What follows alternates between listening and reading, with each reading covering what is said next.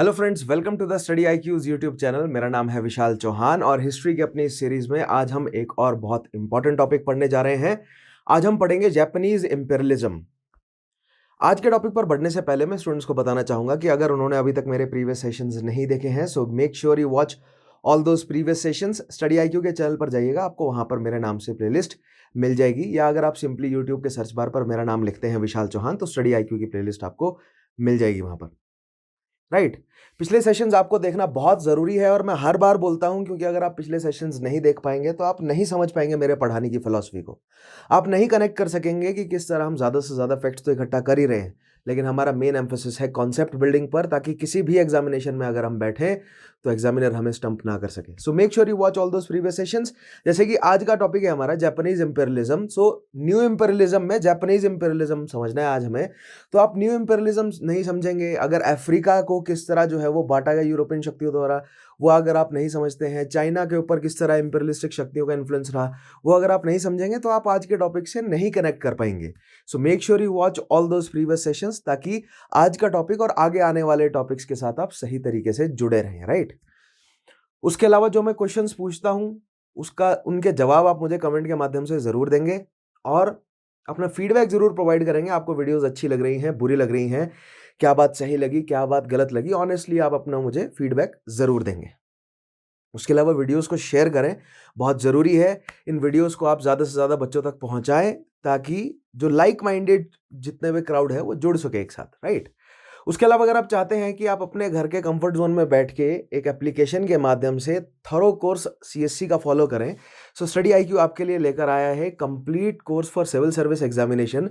जो बच्चे यूपीएससी का एग्जामिनेशन देना चाहते हैं उनके लिए स्मार्ट कोर्स अवेलेबल है स्टडी आईक्यू की एप्लीकेशन पर। स्टडी आईक्यू के एप्लीकेशन को इंस्टॉल कीजिए। इंस्टॉल करने का लिंक इस वीडियो के डिस्क्रिप्शन में अवेलेबल है। उसमें 1000 से प्लस जो है वो वीडियोस अवेलेबल हैं। डेली का करंट अफेयर अपडेट होता है, डेली की आंसर राइटिंग की प्रैक्टिस होती है, डाउट सॉल्विंग, पूरा का पूरा पैकेज अवेलेबल है। Make sure you check that out. So आइए शुरू करते हैं आज का हमारा टॉपिक। सो हमेशा की तरह, हर टॉपिक की तरह आज भी एक बैकग्राउंड या एक इंट्रोडक्शन से हम शुरू करते हैं। तो आइए लेते हैं जापानीज इंपेरियलिज्म का बैकग्राउंड, पृष्ठभूमि इकट्ठा करते हैं पहले तो। ठीक है। सो जापान के इतिहास और जापान एज अ शक्ति देखिएगा, पिछले अभी तक के जितने भी हमने टॉपिक पढ़े हैं उसमें हमने क्या एस्टेब्लिश करने की कोशिश करी, हमने उसमें न्यू इंपेरियलिज्म को एस्टेब्लिश किया। सो न्यू इंपेरियलिज्म को एस्टेब्लिश करने से पहले हमने ओल्ड इंपेरियलिज्म या first phase of colonial expansion या इंपेरियलिज्म समझा, जिसमें न्यू वर्ल्ड को इंपीरियलाइज या न्यू वर्ल्ड को कॉलोनाइज किया गया यूरोपियन शक्तियों द्वारा और खासतौर पे वेस्टर्न यूरोपियन शक्तियों द्वारा।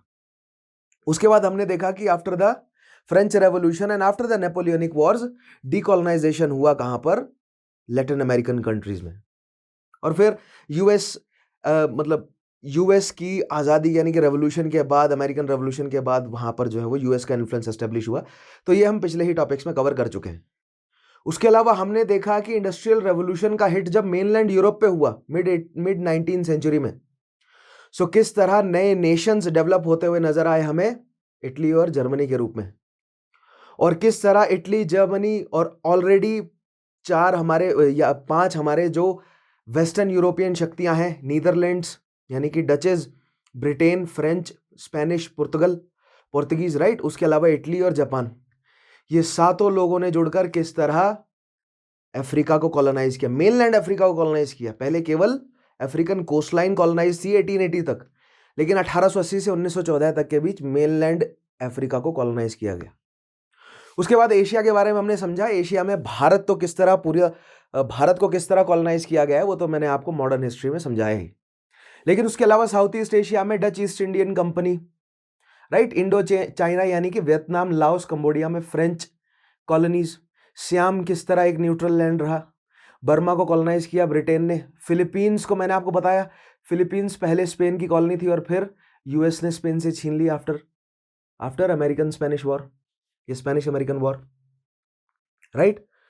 सो ये सारी चीजें हम ऑलरेडी एस्टेब्लिश कर चुके हैं। मलाया, जावा और उसके नीचे जो पापुआ न्यू गिनी वाला जो रीजन है वो किस तरह ऑस्ट्रेलिया और न्यूजीलैंड समेत सब यूके के कंट्रोल में। ठीक है, तो ये हम ऑलरेडी एस्टेब्लिश कर चुके हैं। फिर उसके बाद हम चाइना में आए और हमने देखा कि किस तरह चाइना में पहले ओपियम वॉर्स और फिर उसके बाद जो वहाँ की ताइपिंग और बॉक्सर रिबेलियन हुई है, इन सारी घटनाओं के तहत धीरे धीरे करके ट्रीटीज दर ट्रीटीज यूरोपियन शक्तियों ने चाइना में पोर्ट्स एक्वायर कर लिए काफी सारे। लेकिन इसी बीच मैंने आपको बोला था जो न्यू इंपीरियलिस्टिक शक्तियां उनमें से जापान एशिया की एक ऐसे नेशन के रूप में उभरा जिसने अपने आप को इंडस्ट्रियलाइज किया, मॉडर्नाइज किया, और जापान भी उतरा इंपीरियलिस्टिक रेस में, यानी जापान ने भी कॉन्कर करी टेरिटरी और उनको कॉलोनीज में एस्टेब्लिश करने का काम किया। राइट। सो आज हमें यही समझना है। तो मैंने आपको बताया था न्यू इंपीरियलिज्म में वेस्टर्न यूरोपियन के साथ सेंट्रल यूरोपियन शक्तियां, ठीक है, जिसमें जर्मनी, बेल्जियम और इटली, और न्यू वर्ल्ड में से यूएस का इंपीरियलिज्म पिछले टॉपिक में कवर किया है, और एशिया में से जापान का इंपीरियलिज्म। सो जापान का इंपीरियलिज्म को हम फेजेस में पढ़ेंगे। आज हम कवर करेंगे 1914 से पहले, यानी फर्स्ट वर्ल्ड वॉर से पहले। फिर जब मैं आपको पहली वर्ल्ड वॉर और दूसरी वर्ल्ड वॉर के बीच का पीरियड, और फिर सेकेंड वर्ल्ड वॉर और फिर उसके कंसिक्वेंसेस, इन आगे के फेजेस में मैं बताऊंगा आपको कि किस तरह टेरिटरीज इंक्रीज होती गई जापान की, और फिर 47 के बाद किस तरह सारी टेरिटरीज जापान को छोड़नी भी पड़ी 45 के बाद, right, after the end of second world war. So आइए शुरू करते हैं आज का हमारा टॉपिक। जापान का बैकग्राउंड लेते हैं, ठीक है। सो आज हमें जापान के लिए कंसर्न रहना है। बाकी सारी चीजें हमें पता चल गई, सेंट्रल यूरोपियन और western European plus eastern European imperialism, US का इंपीरियलिज्म, अब जापानीज इंपीरियलिज्म समझना है हमें, ठीक है। सो आइए बैकग्राउंड में ये कुछ पॉइंट्स देखिएगा। पहला पॉइंट देखिए, in the early 17th century Japan had shut itself off from almost all contact with other nations. देखिए, जापान आज भी, जापान जो है वो एक कॉन्स्टिट्यूशनल मोनार्की आप मान सकते हैं कुछ एक हद तक, क्योंकि जो रॉयल फैमिली है उसका इन्फ्लुएंस आज भी है। लेकिन खैर वो सारी घटनाएं कैसे घटी वो मैं आपको विश्व युद्ध के आगे समझाऊंगा। लेकिन मैं चाहूंगा कि आप एक बार 7वीं 8वीं शताब्दी पे आए फिर से। सो 8th सेंचुरी में कुछ ऐसा हुआ कि जापान की जो रॉयल फैमिली थी, जो वहां के रूलर्स थे, किंगडम, जो वहां के किंग थे, उनका इन्फ्लुएंस घट गया, और धीरे धीरे जो किंग के वॉरियर्स हैं, जो किंग के आर्मी जनरल्स हैं, उनका इन्फ्लुएंस बढ़ता गया। फिर 12th सेंचुरी तक आते आते जो वहां के जापान के राजा के जो वजीर है, यानी कि जो आर्मी चीफ है, देखिए वजीर शब्द निकला है फारस से, और वजीर सबसे पहले शब्द जो है वो इस्तेमाल किया गया दीवानी के लिए बाद में, लेकिन पहले वजीर का इस्तेमाल जो है वो एज अ आर्मी चीफ की तरह किया गया। धीरे धीरे उसके साथ जो है वो दीवानी का टाइटल भी जुड़ता गया। वैसे दो अलग अलग पैटर्न्स में ग्रो हुआ है वजीर का टाइटल, लेकिन उसमें नहीं एंटर करेंगे। लेकिन पॉइंट ये है, आर्मी जनरल, राइट, कोई भी एक किंग होता है, उसका एक आर्मी जनरल होता है ना, एक किंग, उसका एक आर्मी जनरल होता है, और दूसरी साइड उस किंग का फाइनेंस मिनिस्टर होता है, जिसको दीवान कहते हैं, ठीक है। तो शासक उसका वजीर और उसका दीवान, अगर हम फारसी कोर्ट के हिसाब से देखें तो जापान में भी कुछ ऐसी सिचुएशन थी। जापान का जो शासक था उसका आर्मी जनरल था। तो 8th सेंचुरी के बाद आर्मी जनरल धीरे धीरे मजबूत होते गए जापान में, और जापान के शासक की जो है शक्ति वो कम होती गई, और 12वीं शताब्दी तक आते आते उन आर्मी जनरल्स ने अपने आप को जापान के शासक से ऊपर रख लिया। सो नॉमिनली, अगर कहा जाए नॉमिनली, तो जापान का शासक वहां की रॉयल फैमिली है, ठीक है, लेकिन जो एक्चुअल रूलर है वो एक आर्मी चीफ है, ठीक है। और वो जो आर्मी चीफ है उसको कहा गया शोगुन, राइट। शोगुन वैसे वर्ड आर्मी के लिए यूज होता है, और शोगुन ही वर्ड आर्मी कमांडर के लिए भी यूज होता है। सो हमें शोगुनेट एस्टेब्लिश होती हुई नजर आई 12th सेंचुरी में। अब ये 12th सेंचुरी से लेकर 16th 17th सेंचुरी तक ये शोगुनेट्स आपस में लड़ते रहे, क्योंकि ये सारे फ्यूडल्स थे, ये फ्यूडल लॉर्ड्स थे जिनको दाइम्यो कहा जाता है। ये सभी फ्यूडल लॉर्ड्स आपस में लड़ रहे थे, जिसको भारत में मनसबदार कहा गया ना, भारत से अगर जोड़ के देखें, सो जिसे भारत में इक्तेदार मनसबदार कहा गया, जापान में उन्हें दाइम्यो कहा गया, फ्यूडल लॉर्ड, है ना। ये जो फ्यूडल लॉर्ड्स हैं ये आपस में लड़ते रहे शोगुन बनने के लिए, और फैमिली दर फैमिली फ्यूडल लॉर्ड्स की एज अ शोगुन जो है वो चेंज होती रही।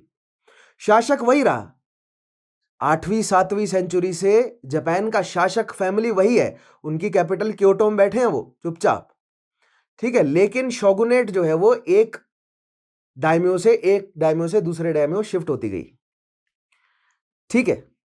लेकिन मिड 17th सेंचुरी में एक ऐसी शोगुनेट आई जिसका नाम है टोकुगावा शोगुनेट, और Tokugawa shogunate mid 17th century में जब एस्टेब्लिश हुई ना, 12वीं से लेकर मिड 17th सेंचुरी तक ये सारी ये सारे डायम्यो आपस में लड़ रहे थे कि मैं बनूंगा शोगुनेट, नहीं हम बनेंगे शोगुनेट, मतलब पॉलिटिक्स चल रही थी दबा के, यानी कि सिविल वॉर चल रहे थे। So it was feudal times और ये बहुत अनसर्टेनिटी का समय था मिडिवल पीरियड जापान के लिए, ठीक है। बट जैसे ही टोकुगावा शोगुनेट आया, टोकुगावा शोगुनेट ने पॉलिटिकल स्टेबिलिटी एस्टेब्लिश करी, ठीक है। टोकुगावा शोगुनेट की कैपिटल रही ईडो, और ईडो ही धीरे धीरे टोक्यो शहर में कन्वर्ट हुआ है, ठीक है। ईडो कहा जाता था टोक्यो शहर को पहले। सो ईडो से टोकुगावा जो शोगुनेट है, उन्होंने एक पॉलिसी अपनाई जिसको कहा उन्होंने सुकोकू। और अकॉर्डिंग टू दिस सुकोकू पॉलिसी, इसका मतलब यह है कि जितने भी फॉरेनर्स हैं उनके साथ हमें ट्रेड नहीं करना है, ठीक है। अब देखिए फ्यूडल लॉर्ड्स है, अब टोकुगावा अगर पॉपुलर है तो कुछ समय बाद हो सकता है कि चौसू पॉपुलर हो जाए, ये डायम्यो के नाम है, ठीक है। सो हो सकता है कि उन दोनों में लड़ाई हो जाए और फिर से सिविल वॉर छिड़ जाएगी, यानी स्टेबिलिटी कभी नहीं आ पाएगी। सो टोकुगावा को अगर अथॉरिटी को सेंट्रलाइज्ड रखना है, सो दैट मीन उसको बाकी सब डायम्योस को अपने से नीचे रखना पड़ेगा, और अगर बाकी किसी डायम्यो को स्ट्रांग बनना है तो उसको सपोर्ट चाहिए अन्य डायम्योस का, या तो एक्सटर्नल सपोर्ट। सो टोकुगावा ने क्या किया कि इंटरनल सपोर्ट किसी और डायम्यो को तो मिले ही ना, एक्सटर्नल सपोर्ट भी ना मिल सके, ताकि डायम्योस एक दूसरे को जो है वो फिर से लड़े ना और फिर से पॉलिटिकल इंस्टेबिलिटी जापान में ना आ जाए। इसीलिए शोगुन ने यह डिसाइड किया कि हम एक ऐसी ट्रेडिंग पॉलिसी एस्टेब्लिश करेंगे जिसको कहा गया सुकोकू, ठीक है, आइसोलेशन ऑफ जापान कहा जाता है जिसे। एक ऐसी ट्रेडिंग पॉलिसी एस्टेब्लिश करते हैं कि हम बाहर के किसी भी शक्ति के साथ, जब तक टोकुगावा नहीं अलाउ करता तब तक आप बाहर की किसी भी शक्ति के साथ ट्रेड नहीं कर सकते, कोई भी डायम्यो ट्रेड नहीं कर सकता। इससे क्या होगा कि किसी भी डायम्यो यानी किसी भी फ्यूडल लॉर्ड को एक्सटर्नल सपोर्ट नहीं मिलेगा, तो कोई भी टोकुगावा के खिलाफ अपनी स्ट्रेंथ को नहीं बढ़ा सकता।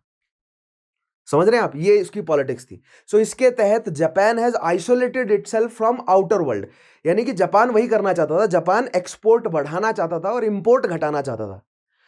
और जितनी भी इंपेरियलिस्टिक शक्तियां थी वो तो क्या कहते थे, उनकी पॉलिसी मैंने आपको समझाई है ना कि पहले जनाब हम छोटा सा ट्रेडिंग पोर्ट डालेंगे, फिर हम उस ट्रेडिंग पोर्ट के आसपास की एरिया को जो है वो सीज करेंगे, उसको फोर्टिफाई करेंगे, और फिर आपका टेरिटोरियल जो है वो हम टेरिटरीज को आपकी छीननी शुरू करेंगे। तो ये तो हमने पूरे भारत में देखा ही है, ठीक है। भारत के इतिहास को जब हम समझते हैं तो मैंने उसमें आपको बताया है कि पोर्तुगीज ने भी यही किया, डचीज ने भी यही किया, फ्रेंच ने भी यही किया, ब्रिटेन ने भी यही किया, सभी ईस्ट इंडियन कंपनीज ने यही किया, और सभी जापान के साथ भी यही करना चाहते थे, ठीक है। अब यहां पर आपको इंपीरियलिज्म की जितने भी फेजेस रहे हैं उनको जोड़ना है।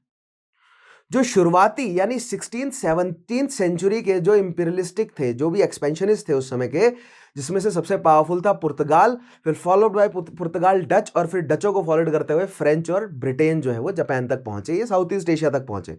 तो साउथ ईस्ट एशिया में सबसे पहले पुर्तगाली पहुंचे होंगे।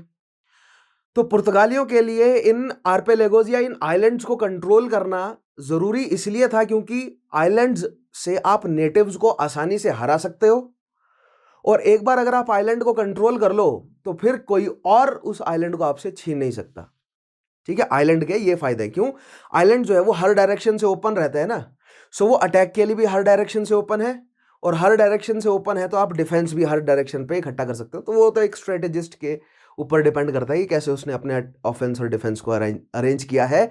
लेकिन पुर्तगाली उसमें माहिर थे, पुर्तगालियों को फॉलो करते हुए डच भी उसमें माहिर बने, और फिर धीरे धीरे जिस तरह पुर्तगालियों की navy was once feared in 16th and 17th century in all of the waters, उसी तरह नेवी का डर जो है वो ब्रिटिश की नेवी का आया, और फिर यूएस की नेवी का डर आया। मैंने बोला ना, मैंने आपको बताया था गन बोट पॉलिसी के बारे में, खैर उस लेवल तक पहुंचेंगे, ठीक है।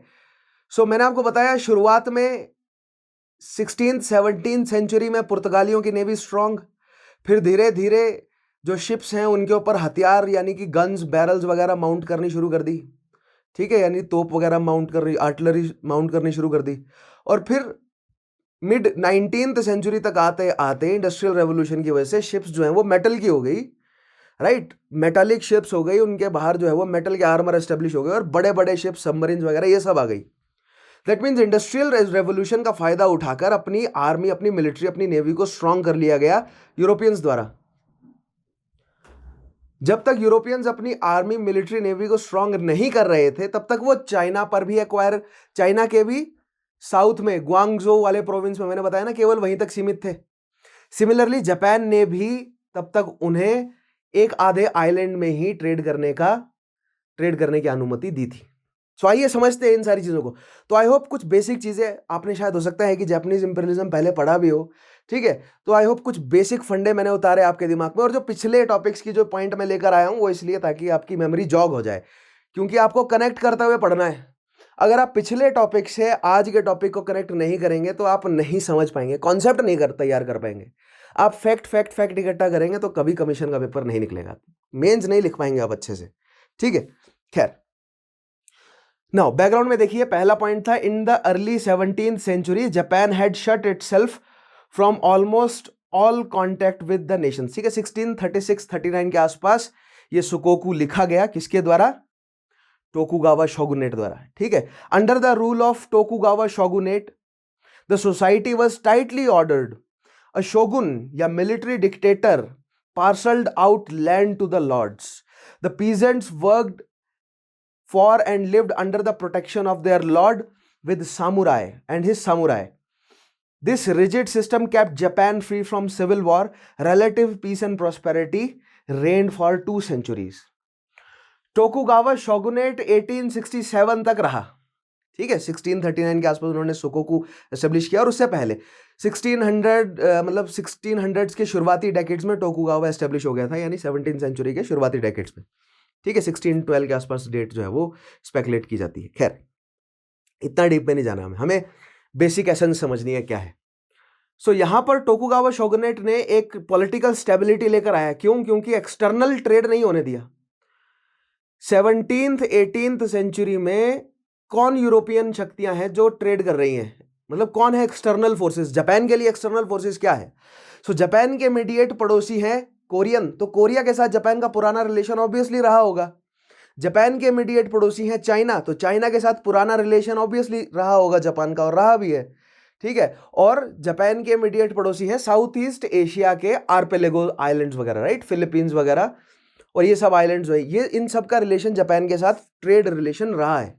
लेकिन टोकुगावा ने रिस्ट्रिक्ट कर दिया कि कौन ट्रेड करेगा और कौन ट्रेड नहीं करेगा। लेकिन 17th सेंचुरी में नए खिलाड़ी 2 और आ गए, पुर्तगाली और डच। सो पोर्टुगीज और डचेज, चाइनीज, कोरियंस, रशियंस भी हैं ऊपर, रशियंस के साथ भी ट्रेड चल रहा है, लेकिन वो ट्राइबल्स है इस समय, ठीक है। और साउथ ईस्ट एशिया के अन्य आर्पेलेगोस में जो भी पुराने, जो भी मतलब जिनके साथ जो है वो जापानीज रिलेशन, उन सबके साथ उन्होंने ट्रेड को रिस्ट्रिक्ट कर दिया।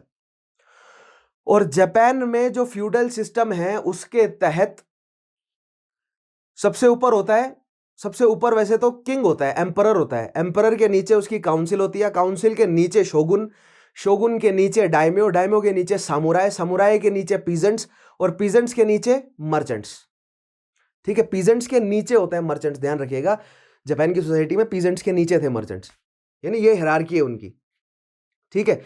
और डायम्यो जो है वो क्या थे? Feudal lords. तो फ्यूडल लॉर्ड्स को क्या चाहिए? गुंडे चाहिए जो उनकी पीजेंट्री को कंट्रोल करके रख सके, तो वो गुंडे या वो मसल फोर्स थे हमारे सामुराइज, ठीक है।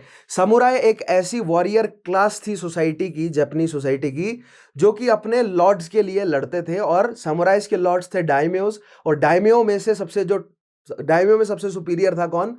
शोगुन, और shogun was the military commander of the emperor himself. और एम्परर की काउंसिल थी पूरी, जिसमें फाइनेंस होता था, एग्रीकल्चर, ये सारी चीजें होती थी, लेकिन सबसे स्ट्रॉन्गेस्ट जो मिनिस्ट्री थी वो ऑब्वियसली डिफेंस थी, और जो डिफेंस मिनिस्ट्री का लीडर था दैट वाज शोगुन। तो शोगुन के कंट्रोल में बाकी पूरी काउंसिल भी रहती थी, लेकिन अगर आप हायरार्की देखेंगे तो एम्परर, फिर उसकी काउंसिल, फिर शोगुन, फिर डायम्यो, फिर सामुराई, फिर पीजेंट्स, और फिर मर्चेंट्स, ठीक है। और फिर उसके नीचे अन्य बहुत सारी चीजें थी, वो मैं लेस देन ग्रेट हैं, आगे डिस्कस करेंगे हम। खैर, इस सोशल हायरार्की में समुराई एक ऐसी प्लेस थी जो लड़ते थे, राइट, जो वॉरियर क्लैन थे वो समुराई थे, और मसल के मिडिवल पीरियड में जो योद्धाएं हैं, जो सेनाएं हैं, उनके बल पर ही एम्पायर एस्टेब्लिश हुए हैं।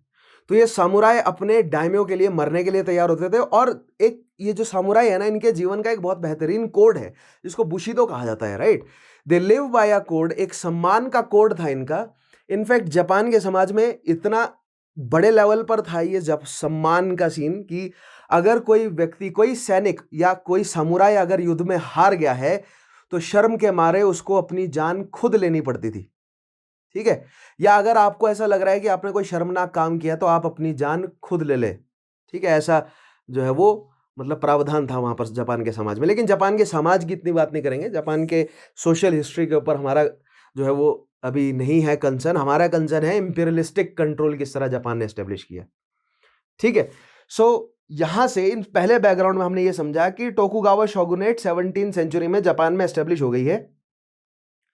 ठीक है, और जो शोगुन है वो क्या है, फ्यूडल लॉर्ड है, वो फ्यूडल लॉर्ड्स में से भी सबसे ऊपर है। ठीक है, उन सबका हेड है और उसने बाकी सब डायम्योस को कंट्रोल करके रखा हुआ है। उनको जमीनें बांटी हुई है कि किस डायम्यो के पास कितनी जमीनें होगी, और वो प्रोडक्शन दे रहे हैं, वो टैक्स जो है वो शोगुन को दे रहे हैं, और शोगुन जो है वो अन्य चीजें, अन्य डिफेंस और बाकी सारी मिनिस्ट्रीज को कंट्रोल कर रहा है। तो एक अच्छा पीसफुल सिस्टम चल रहा है, क्योंकि एक्सटर्नल देखिए बाहर से ना ही कोई आ रहा है और ना ही कोई जापानीज बाहर जा रहा है, क्योंकि बाहरी इन्फ्लुएंस से बचना है, डायम्योस को करप्ट नहीं होने देना अपने खिलाफ।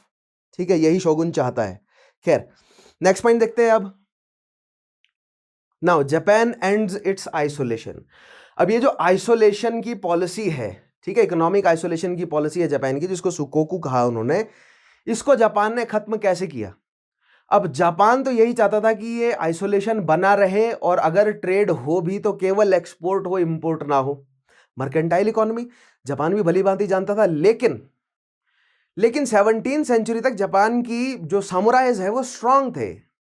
लेकिन 18th 19th सेंचुरी तक आते आते जब गन्स बड़े लेवल पर डेवलप हो गई, जब यूएस जैसे बुली राष्ट्र जो है वो एस्टेब्लिश हो गए, यूएस जो अपनी गन बोट पॉलिसी के तहत पूरे कैरेबियन, पूरे लैटिन अमेरिका को उसने अपनी नेवी के आगे झुका रखा है, ब्रिटेन की इतनी स्ट्रांग नेवी अवेलेबल है, चाइना को उन्होंने अपने आगे झुका दिया। तो धीरे धीरे, ठीक है, ये सारी जो इंपीरियलिस्टिक शक्ति हैं वो पूरे साउथ ईस्ट एशिया को घेर चुकी हैं।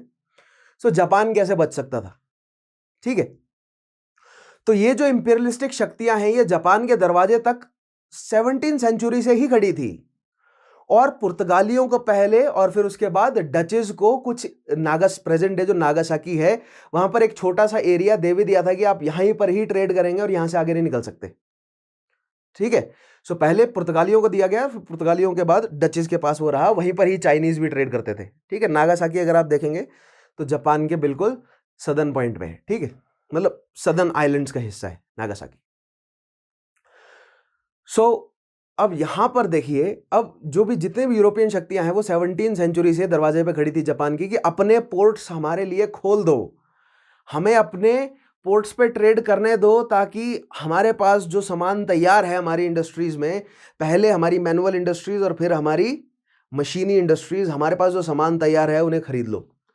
ठीक है, सो जब तक इंडस्ट्रियल रेवोल्यूशन नहीं आया था तब तक जितनी भी डचेज हो, चाहे फ्रेंच हो, चाहे ब्रिटेन हो, वो समंदर में खड़े रहते थे, वेट करते रहते थे एम्परर के पास या शोगुन के पास जो है वो लेटर भेजते थे अपना, और शोगुन मना कर देता था कि अंदर आए तो बहुत मार लगाएंगे तुम्हें। और समुराइज की लेजेंडरी सब जानते थे, समुराई से सब डरते थे, तो दे स्टेड अपार्ट, वो दूर रहे। प्लस वो जापानीज जो है वो नहीं जानते थे टेरिटरी को या टेरेन को, तो वो अपने दुश्मन से खुले तौर पर लड़ना भी नहीं चाहते थे। ठीक है, और मैंने आपको हमेशा से बताया है ये जितने भी इंपीरियलिस्ट हैं ये सबसे पहले ट्रेडर बन के आते हैं। ठीक है, सबसे पहले ट्रेडर बन के आते हैं, पॉलिटिकल इकोनॉमी, पॉलिटिकल कॉलोनाइजेशन ये बाद में करते हैं, सबसे पहले इनका एजेंडा होता है ट्रेड करना। ठीक है, लेकिन जब तक इंडस्ट्रियल रेवोल्यूशन हिट नहीं किया ना यूएस में, तब तक कोई एंटर नहीं कर सका। लेकिन फिर इंडस्ट्रियल रेवोल्यूशन ने हिट किया यूएस को, यूएस आजाद हुआ। 19वीं सेंचुरी में जाके यूएस ने गनबोट पॉलिसी जब डेवलप करी, तो अपनी वो बड़ी बड़ी शिप्स, आयरन क्लेडेड शिप्स लेकर वो जापान के पास जब पहुंचा, और ईडो जब पहुंचा, और जब यूएस ने धमकाया कि देखिए ये है हमारे पास शिप्स जिसमें हथियार लगे हुए हैं बढ़िया, मतलब बंदूकें हमारे पास, तोप वोप सब लगा है शिप पे। ठीक है, और हमारे पास मशीन गन्स हैं, सारी बात छोड़िए, मस्केट्स तो आपके पास भी होंगी, जापान के पास भी गन्स तो थी ही, लेकिन हमारे पास मशीन गन्स हैं, गैटलिंग गन्स हैं, हम एक एक मिनट में सैकड़ों राउंड फायर कर सकते हैं, आप हमारे साथ नहीं लड़ सकेंगे। ठीक है, ये धमकी देके अमेरिकन्स चले गए, और फिर अमेरिकन्स की इस धमकी के आगे किस तरह शोगुनेट को झुकना पड़ा, और शोगुनेट जैसे ही झुका, शोगुनेट को रिप्लेस करने के लिए एक नए तरीके का गवर्नमेंट स्ट्रक्चर आ गया, और जापान के पोर्ट्स जो हैं वो इंपीरियलिज्म के लिए खुल गए। लेकिन लेकिन यूरोपियन शक्तियों ने यह सोचा था कि हम जापान को कॉलोनाइज करेंगे, और जैसा हमने फिलीपींस में किया है, जावा में किया है, जैसा हमने इंडोनेशिया में किया है, जैसा हमने इंडिया के साथ किया है, जैसा हमने चाइना के साथ करा है, वैसा हम जापान के साथ भी करेंगे। लेकिन there is something so discipline, मतलब एक बहुत बेहतरीन डिसिप्लिन है जापानीज लोगों में, उन्होंने वो होने नहीं दिया। उन्होंने एंटिसिपेट कर लिया कि ये यूरोपियन शक्तियां यही कर रही हैं, तो क्यों ना जैसी ये यूरोपियन शक्तियां हैं वैसा हम भी बने। So Japanese turn out to be an imperialistic power. So आज हमें यही पूरा जापान के फ्यूडल सिस्टम से, यानी फ्यूडल जापान से इंपीरियलिस्टिक जापान की जो पूरी जर्नी है उसे हमें समझना है। तो आइए यही सारे पॉइंट्स जो मैंने आपको मोटे मोटे बताए, इन्हीं को स्टेटमेंट के माध्यम से स्ट्रेट आउट करते हैं और पूरा डिटेल में समझते हैं सारा किस्सा था क्या। ठीक है, so Japan ends it's isolation, यानी अपनी सुकोकू की पॉलिसी को जापान ने खत्म किया। सो पहला पॉइंट देखिएगा, the Japanese had almost no contact with industrialized world during the time of isolation. They continued, however, to trade with China and with Dutch traders. Dutch traders और चाइना को कहां पर, देजिमा नाम का एक प्लेस जो है वो दिया हुआ था ट्रेड करने के लिए, देजिमा इन नागासाकी फ्रॉम इंडोनेशिया। ठीक है, डच ट्रेडर्स कहां से आए थे, इंडोनेशिया से आए थे, राइट, क्योंकि डच ईस्ट इंडीज इंडोनेशिया में थी, वहां से डच ट्रेडर्स आए थे। पहले पुर्तगालियों को देजिमा दिया था, फिर डचेस ने ओवरटेक कर लिया, उनसे टेक ओवर कर लिया। Now they also had diplomatic contact with Korea. Korea और जापान के पुराने रिलेशन रहे हैं। देखिए कोरिया और जापान के ना, कोरिया बहुत अनफॉर्चुनेट पोजीशन पे है। क्यों, क्योंकि कोरिया एक ऐसी जगह पे है जहां से जापान को रास्ता जाता है, और सबसे नजदीकी है जापान को रास्ता, राइट। इसलिए जो भी मेनलैंड एशिया की जो भी बड़ी शक्ति जापान पर अटैक करना चाहता है ना, तो उनको वाया कोरिया जाना पड़ता है। सो यहां से कोरिया को फायदा भी हो जाता है कि एक ट्रेडिंग पॉइंट है कोरिया, राइट, इसलिए टोल खा सकता है बैठ के वो। लेकिन अगर यहां पे स्ट्रॉन्ग एम्पायर होगा तभी टोल खाएगा वो। अगर कोई वीक एम्पायर होगा तो उसको मार लगाएंगे और उसको विवश करेंगे कि तुम अब हमारी सेना में मत करो, अपने सैनिकों को भेजो और जापान से लड़ो। सो दैट मीन्स कोरिया को बार बार हुन्स ने भी तंग किया, मंगोल्स ने भी, चाइनीज ने भी, ठीक है, फिर रशियंस ने भी यूज किया, किसके खिलाफ, जापान के खिलाफ। सो इससे जापान के बीच में, जापान और कोरिया के बीच में एक जो है वो एक हमेशा से ही राइवलरी डेवलप्ड है। क्यों, क्योंकि कोरिया हमेशा से ही उन सब लोगों की मदद करता रहा है जापान के खिलाफ जो जापान में इन्वेड करना चाहते हैं। तो एक रिजेंटमेंट जापानीज लोगों में हमेशा से रही कोरिया के पीछे। और कोरिया ऐसा नहीं है कि जान के कर रहा है, ऐसा कोरिया विवश है, क्योंकि कोरिया में जो लोग बसे वो जापान से ही निकल कर गए। ठीक है, सो कोरिया अपनी मजबूरी के आगे हार जाता है और जापान से दुश्मनी लेनी पड़ती है उन्हें बार बार। तो यही हमने हुन्स के समय में भी देखा, हुन्स के समय में तो कम, लेकिन मंगोल्स के समय में हमें ज्यादा नजर आया, फिर रशियंस के टाइम में भी। ठीक है, Koreans helped Chinese, Russians and Mongols over Japanese. और जापानियों को यही समस्या थी कि कोरिया कभी हमारी मदद नहीं करता, और कोरिया जापानीज का इस तरह नेचुरल दुश्मन रहा। ठीक है, सो बट स्टिल कोरिया के साथ डिप्लोमेटिक जो है वो रिलेशंस थे, क्योंकि कोरिया के साथ रिलेशन बनाने जरूरी थे, क्योंकि कोरिया के रास्ते ही एशिया से कोई जापान पे तुरंत अटैक कर सकता था। ठीक है, नेक्स्ट देखिएगा। However the trade was growing in importance both inside and outside Japan. In the early 19th century, Westerners began trying to convince the Japanese to open their ports to trade.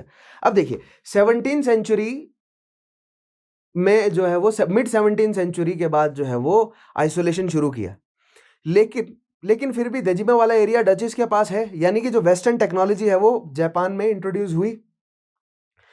यानी बहुत सारी ऐसी चीजें जिसने life expectancy दुनिया भर में बढ़ाई है वो जापान में भी आई। यानी कि जापान में भी पॉपुलेशन का हल्का फुल्का बूम आया ही होगा, क्योंकि बीमारियों को ठीक करने की दवाइयां जो है वो यूरोपियंस के माध्यम से जापान तक पहुंची होंगी। वैसे जापान का हमेशा से ही एवरेज लाइफ स्पैन इंक्रीज रहा है, लेकिन स्टिल छोटा सा फैक्टर तो ये था ही, बहुत इंपॉर्टेंट नहीं है लेकिन छोटा फैक्टर है।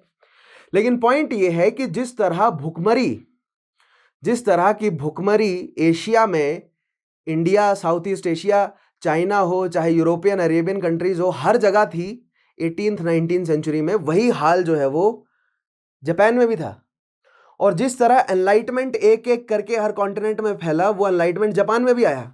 तो जापान की जो पीजेंट्री है, जो गरीब लोग हैं, उन्होंने भी आवाज उठानी शुरू करी कि हमारा कुछ करो, हमें ठीक करो, आप लोग कैसे भोग विलास में पड़े हुए हो, अपनी एरिस्टोक्रेसी को ऐसा कहा। लेकिन जापान का एक कानून है कि कोई भी डिसरिस्पेक्ट नहीं कर सकता।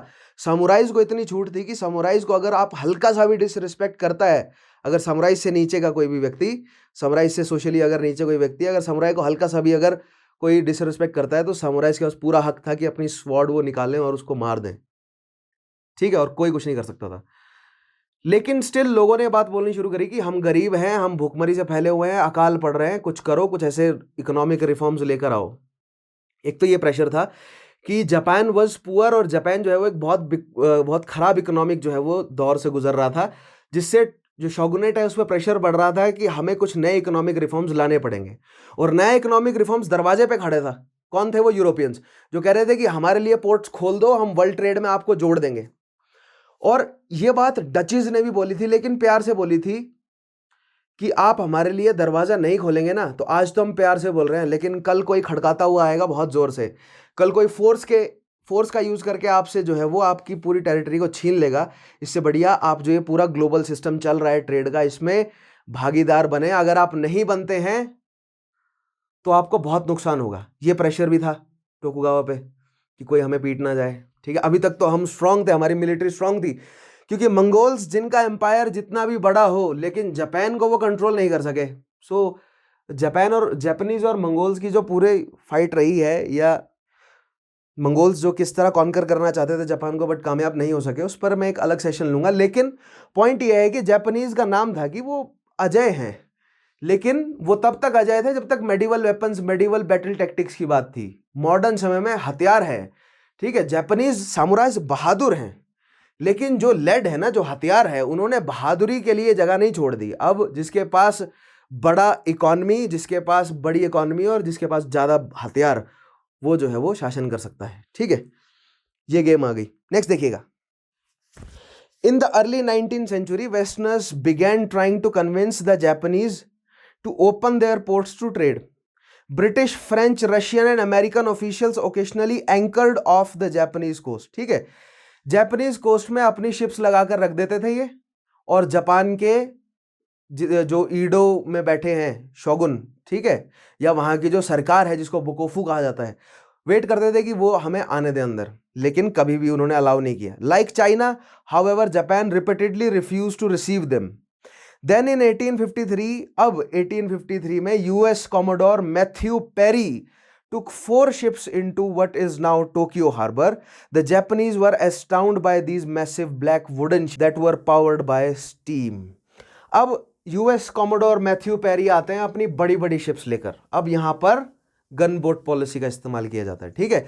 अपनी बड़ी बड़ी वुडन शिप्स लेकर आते हैं। अभी तो वुडन शिप्स हैं, फिर धीरे धीरे वो आयरन क्लैडेड हुई, ठीक है, जिन पे माउंट, जो कि स्टीम पावर्ड हैं। और जापान की सारी शिप जो है वो सेल से चलती थी, यानी कि हवा की मदद से चलती थी, या पतवार की मदद से, लेकिन ये स्टीम पावर्ड थी। तो जो स्टीम पावर्ड है वो ऑब्वियसली इंटिमिडेटिंग लगी जापान को, ठीक है। नाउ आगे देखते हैं मैथ्यू पेरी ने कहा क्या। They were also shocked by the cannons and the rifles. Cannons और rifles mounted थी किस पे? इन ships पे। These weapons could have wiped out hundreds of the fiercest samurai in a matter of seconds. The Tokugawa shogun realized that he had no choice but to receive the letter Perry had brought from US President Millard Fillmore. Perry delivered it with the threat that he would come back with a large fleet in a year to receive Japan's reply. ठीक है। So Maillard Fillmore US president का एक letter लेकर आए थे। कौन? Commodore Matthew peri. और उन्होंने जापान के शोगुन को कहा, मतलब ईडो में जो शोगुन हैं उनको कहा कि अभी तो 4 शिप लाए हैं मैं, ठीक है, अगली बार मैं पूरा बेड़ा लेकर आऊँगा, पूरी फ्लीट लेकर आऊँगा, और हमारे पास इतने हथियार हैं कि आपके ये समुराइज भले ही कितने भी बहादुर हों, भले ही आपकी मिलिट्री टैक्टिक्स कितने भी स्ट्रांग हो, लेकिन हमारे पास हथियार सुपीरियर हैं और हम आपको नेस्त नाबूद कर देंगे, और डेफिनेटली कर देंगे, कोई इसमें शक है नहीं, ठीक है। तो ये शोगुनेट को धमकी दी गई और बोला गया 1 साल का समय है, 1 साल बाद हम फिर से लौटेंगे जवाब के लिए, जवाब आप तैयार रखिएगा। 1 साल वेट नहीं किया मैथ्यू पेरी ने। मैथ्यू पेरी 6-7 महीने बाद फिर से वापस आ गए। अब आइए देखते हैं शोगुनेट ने क्या किया, ठीक है। Subsequently, Treaty of Kanagawa was signed in 31st March 1854. ठीक है, ट्रीटी साइन कर दी गई 31 मार्च 1854 कहां पर, कानागावा में, जिसमें under the terms of the treaty Japan opened and ended sakoku, sakoku यानी कि आइसोलेशन, फॉरेन आइसोलेशन, ठीक है, वो बंद कर दिया. Japan opened 2 ports at which American ships could take on supplies. The treaty also allowed the United States to set up an embassy in Japan. Once the United States had a foothold in Japan, other Western powers soon followed. By 1860, Japan, like China, had granted foreigners permission to trade at treaty ports. It had also extended extraterritorial rights to many foreign nations. ठीक है, 1854 से 1854 में treaty हुई US और Japan के बीच में, जिसमें Britain भी पीछे पीछे से बोल रहा था कि हम भी आ रहे हैं. ठीक है, 1854 से लेकर 1860 तक जो ट्रीटी पोर्ट्स थे वहां पर जापान को खोलने पड़े, किन के लिए, यूरोपियंस के लिए. अब आगे आप यूरोपियंस की पूरी कहानी समझते हैं कि उनको अब टेरिटोरियल एक्सपेंशन करना है, तो सो दैट मीन्स जो सरकार है, जो शोगुन है, उसको हटाना पड़ेगा. ठीक है, सो शोगुन को हटाने के लिए उन्होंने कई पैंतरे अपनाए, हम देखेंगे धीरे धीरे क्या. लेकिन सबसे पहले तो राइट्स, स्पेशल राइट्स जरूरी होते हैं. ठीक है, भारत में भी स्पेशल राइट्स लिए गए ना, सिमिलरली स्पेशल राइट्स लेना बहुत जरूरी है उनके लिए. ठीक है, so extra territorial right Japan के शासक ने दिए उन यूरोपियंस को, जैसे चाइना के एम्परर ने दिए थे यूरोपियंस को. ठीक है, एक्स्ट्रा टेरिटोरियल राइट का मतलब मैंने आपको एक्सप्लेन किया ना कि जो जापानीज पॉपुलेशन है, जो या तो जापानीज कोड कंडक्ट हैं, वो यूरोपियंस पर लागू नहीं होंगे. ठीक है, यूरोपियंस पर लागू होंगे उनके कानून. आगे बढ़ते हैं. Reforms and modernization under Meiji reign. The Japanese however were angry that shogun had given in to the foreigners' demand. They feared that he was losing control over the country. People rallied around Japan's younger emperor Mutsuhito, who appealed to Japan's strong sense of pride and nationalism. In 1867, the Tokugawa shogun stepped down. देखिए, 1860 तक आते आते 1854 में treaty sign हुई, तभी से ही shogun हो गया कमजोर. शोगुन बाहर के लोगों को आने क्यों नहीं दे रहा था? क्योंकि शोगुन जानता था कि मेरी जो डायम्यो हैं वो तो कब से तड़प रहे हैं कि हमें शोगुन बनाया जाए या हम शक्ति में आए, और मैंने बहुत मुश्किल से उन्हें कंट्रोल करके रखा हुआ है. सो जैसे ही पोर्ट्स खुल गए, वैसे ही यूरोपियंस ने अपने वही चालें खेलनी शुरू कर दी. मतलब कि जो इंटरनल मैटर्स है जापानीज के, उनमें छेड़छाड़ करनी शुरू कर दी. और इसका रिजल्ट क्या निकला? इसका रिजल्ट निकला कि 2 पॉपुलर डायम्यो ने रिवॉल्ट कर दिया टोकुगावा के खिलाफ, और एक वॉर चली काफी लंबे समय तक, जिसमें फाइनली टोकुगावा शोगुन हार गया. और फिर सभी डायम्योज ने मिलकर, अब सभी डायम्योज ने ये डिसाइड किया है कि हम एक दूसरे से लड़ेंगे तो नहीं काम चलेगा, हम एम्परर को बनाते हैं अपनी कठपुतली. क्योंकि एम्परर जो हमेशा से ही कठपुतली है. ठीक है, एम्परर 7th सेंचुरी से वही सेम रॉयल फैमिली है जापान में. ठीक है, जो शोगुन्स हैं 12th सेंचुरी के बाद वो बदलते रहे, लेकिन एम्परर की फैमिली वही है 7th सेंचुरी से. ठीक है, सो सभी डायम्योज ने ये सोचा कि हम एम्परर को कठपुतली बनाते हैं, लेकिन एम्परर निकला डेढ़ छना. ठीक है, एम्परर ने यूरोपियंस का साथ लिया, और एम्परर ने सभी डायम्यो को नीचे रखते हुए खुद को जो है वो अपनी ऑलरेडी वो एम्परर तो है ही, लेकिन सभी डायम्योज को अपने अंडर ले आया और उसने रिस्टोर किया अपनी किंगडम को, और खुद बन बैठा शासक, जिसको कहा गया मेजी रूलर. ठीक है, टाइटल ले लिया उसने कि मैं मेजी रूलर हूं. राइट, उसका नाम था शासक का क्या? मुत्सुहितो. He thus ended the military dictatorship that had lasted since 12th century. Mutsuhito established a new government. He chose the name Meiji for his reign, which means enlightened rule. Meiji का मतलब होता है enlightened rule in Japanese. Only 15 when he took over, Mutsuhito reigned for 45 years. This period of Japanese history from 1867 to 1912 is called Meiji era. ठीक है, 1867 में मेजी शक्ति में आया था, और 1912 तक मेजी जो है वो शासन किया, जिसको मेजी एरा कहा जाता है. As part of this new enlightenment, the Meiji emperor realise that the best way to oppose western imperialism was to adopt new ways. तो ये जो मेजी शासक है, इसने क्या किया? He anticipated the needs of his own people. पहली बात तो he anticipated the needs of the daimyos, क्योंकि टोकुगावा ने बहुत समय से शक्ति को अपने कंट्रोल में रखा हुआ था. ठीक है, सेंट्रलाइज तो थी, लेकिन तरक्की नहीं हो रही थी ना. फॉर दैट मोमेंट जब ये शुकोकू पॉलिसी लाई गई तब के लिए तो ठीक था, लेकिन इस वजह से धीरे धीरे समस्याएं बढ़ गई थी। सो दैट मीन्स अब वेस्टर्नाइज मॉडर्नाइज करना जरूरी हो गया था। ठीक है। सो अब मेजी शासक ने क्या सोचा, मेजी शासक ने एक बिल्कुल बेसिक पॉलिसी बनाई। उन्होंने ये सोचा कि अब हमें मॉडर्नाइज करना है तो पहले सीखना पड़ेगा। तो वही चीज़ जो चाइना ने करी थी वही जापान से ही सीखी उन्होंने वो। ठीक है, पहले जापान ने करी। जापान ने अपने इंटेलिजेंट जो मंत्री हैं उनको बुलाया और बोला कि जाओ रशिया जाओ, यूरोप में जर्मनी, इटली, हर जगह घूम के आओ और इकट्ठा करके लाओ ये पूरा का पूरा जो मॉडर्न इकोनॉमिक सिस्टम है, मॉडर्न पॉलिटिक्स सिस्टम है, ये है क्या, और हमें सिखाओ और हम उस तरह की गवर्नमेंट बनाएंगे जापान में। ठीक है, आइए देखते हैं क्या किया गया। नेक्स्ट स्टेप देखिएगा। The feudal lords, for example, realized the private ownership of land prevented the entire country from benefiting from it. In one of the first acts as Meiji era, they give their land to the emperor. तो मैंने बोला ना, जो feudal lords हैं वो भले ही Tokugawa के खिलाफ खड़े हुए हो, लेकिन उन्होंने एम्परर के अंडर काम करते हुए अपनी सारी जमीन, जितनी भी फ्यूडल उनकी जमीन थी, वो सब एम्परर को दे दी। ठीक है, नेशनलाइज हो गई सारी पब्लिक जितनी भी प्रॉपर्टी है। ठीक है। Another way the Meiji government attempted to modernize Japan was by sending its statesmen to Europe and North America to study foreign ways. Japanese chose what they believed to be the best westernization had to offer and adapted it to their own country. ठीक है, देखिए Japan ने ये सोचा कि जो western veg हैं उनको हम समझें और अपने देश के हिसाब से उनको अडॉप्ट करें। अब देखिए जापान को किन देशों की पॉलिसीज अच्छी लगी। They admired Germany strong centralised government and they used German constitution as a model for their own. As in Germany a small group of men held political power in Japan. They were determined to build a mighty nation. The Japanese also admired the discipline of German army and the skill of British Navy. तो मैंने बोला ना, मेजी ruler ने क्या किया, अपने statements को, अपने जितने भी इंपॉर्टेंट उसको लगा कि ये समझदार लोग हैं, ठीक है, थोड़ा बहुत जो है वो कंजर्वेट भी कर लेंगे यूरोपियन भाषाओं में, इनको भेजा उन्होंने। ठीक है, जो राजदूत भेजे अपने कहाँ कहाँ पर, यूएस, यूरोप में, ब्रिटेन, फ्रांस। ठीक है, क्योंकि उसने पोर्ट्स खोल दिए थे। तो ट्रीटी में ये भी शर्त थी कि मैं अपने लोगों को भेजूंगा और आप मुझे सिखाओगे। ठीक है, आप इन्हें सिखाओगे कि कैसे कर रहे हैं आप ये क्या कॉलोनाइजेशन, इंपीरियलिज्म का खेल कैसे खेल रहे हैं। ठीक है।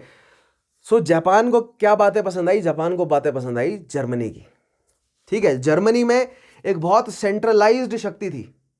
ठीक है, और वो जो सेंट्रलाइज्ड शक्ति थी और जो जर्मन कॉन्स्टिट्यूशन था, वो जर्मन मोनार्क और जर्मन प्राइम मिनिस्टर को जो है काफ़ी जो है वो एक कोहेरेंसी में रखता था।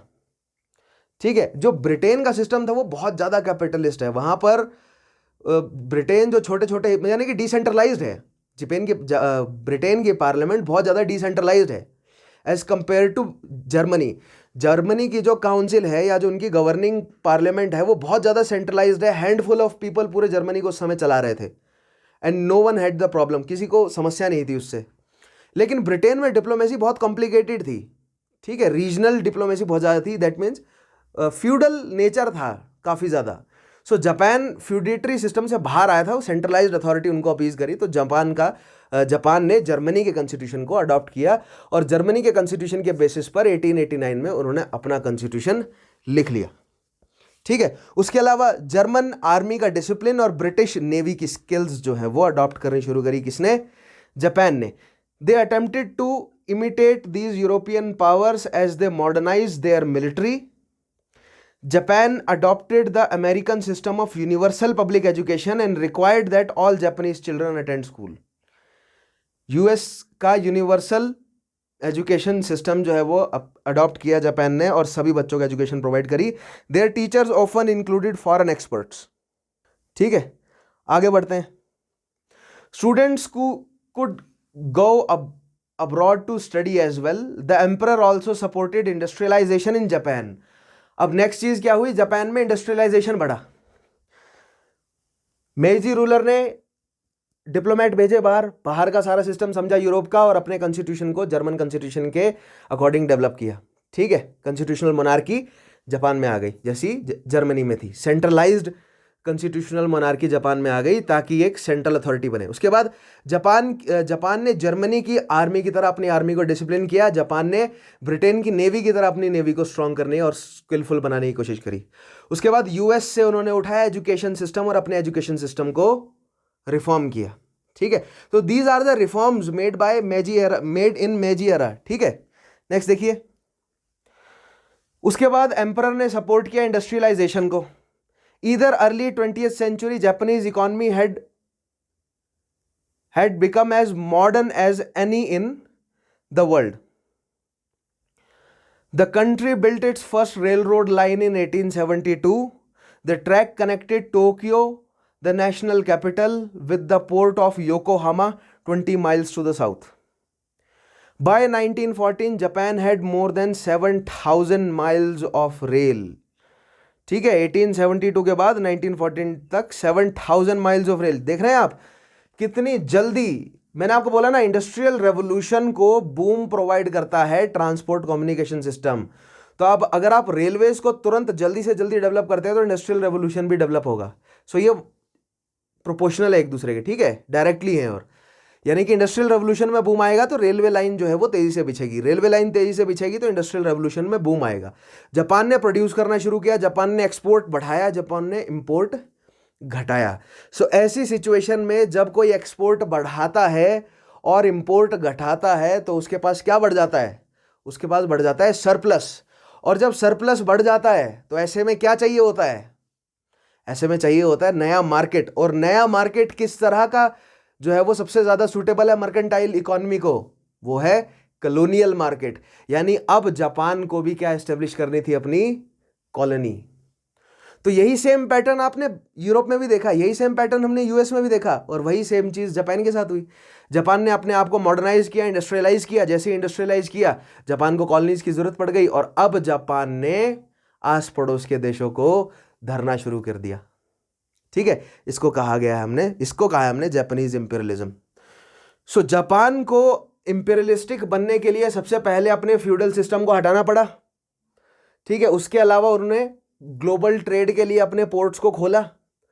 लेकिन बेवकूफ नहीं रहे जापानीज, जैसे बाकी सब लोग जो है वो कंफ्यूज रहे और यूरोपियन शक्तियों के आगे घुटने टेक दिए। चाहे वो भारत हो, चाहे वो अरेबियन हो, चाहे वो साउथ ईस्ट एशियन, चाहे वो चाइनीज कंट्रीज हो, अफ्रीकन कंट्रीज हो, जापान जो है वो इतना कमजोर नहीं रहा। मैं कमजोर और बेवकूफ इसलिए कह रहा हूं क्योंकि कर ही है गलतियां, बहुत बड़ी बड़ी गलतियां, बहुत ब्लंडर्स किए हैं भारतीय शासकों ने भी, साउथ ईस्ट एशियन शासकों ने भी, अफ्रीकन चीफ्टन्स ने भी, और चाइनीज शासक ने भी। लेकिन वही गलतियां जापान ने नहीं करी, जापान ने सीख लिया उनसे।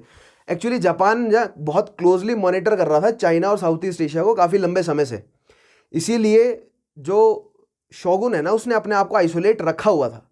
और जितने समय वो आइसोलेटेड थे ना, दे लर्नड अबाउट, मतलब जो उनका इमीडिएट पड़ोस है साउथ ईस्ट एशिया ही था ना जो सबसे ज़्यादा कॉलोनाइज था।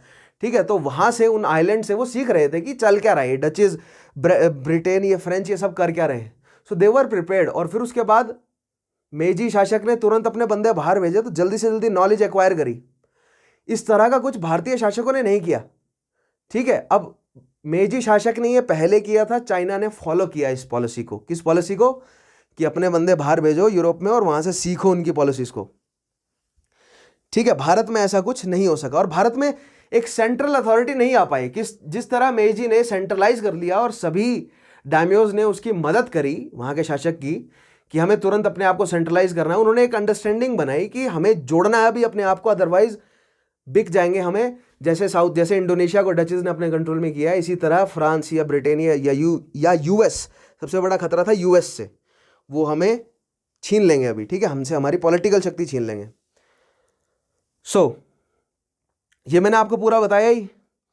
सो by 1914 Japan had more than 7,000 miles of rails.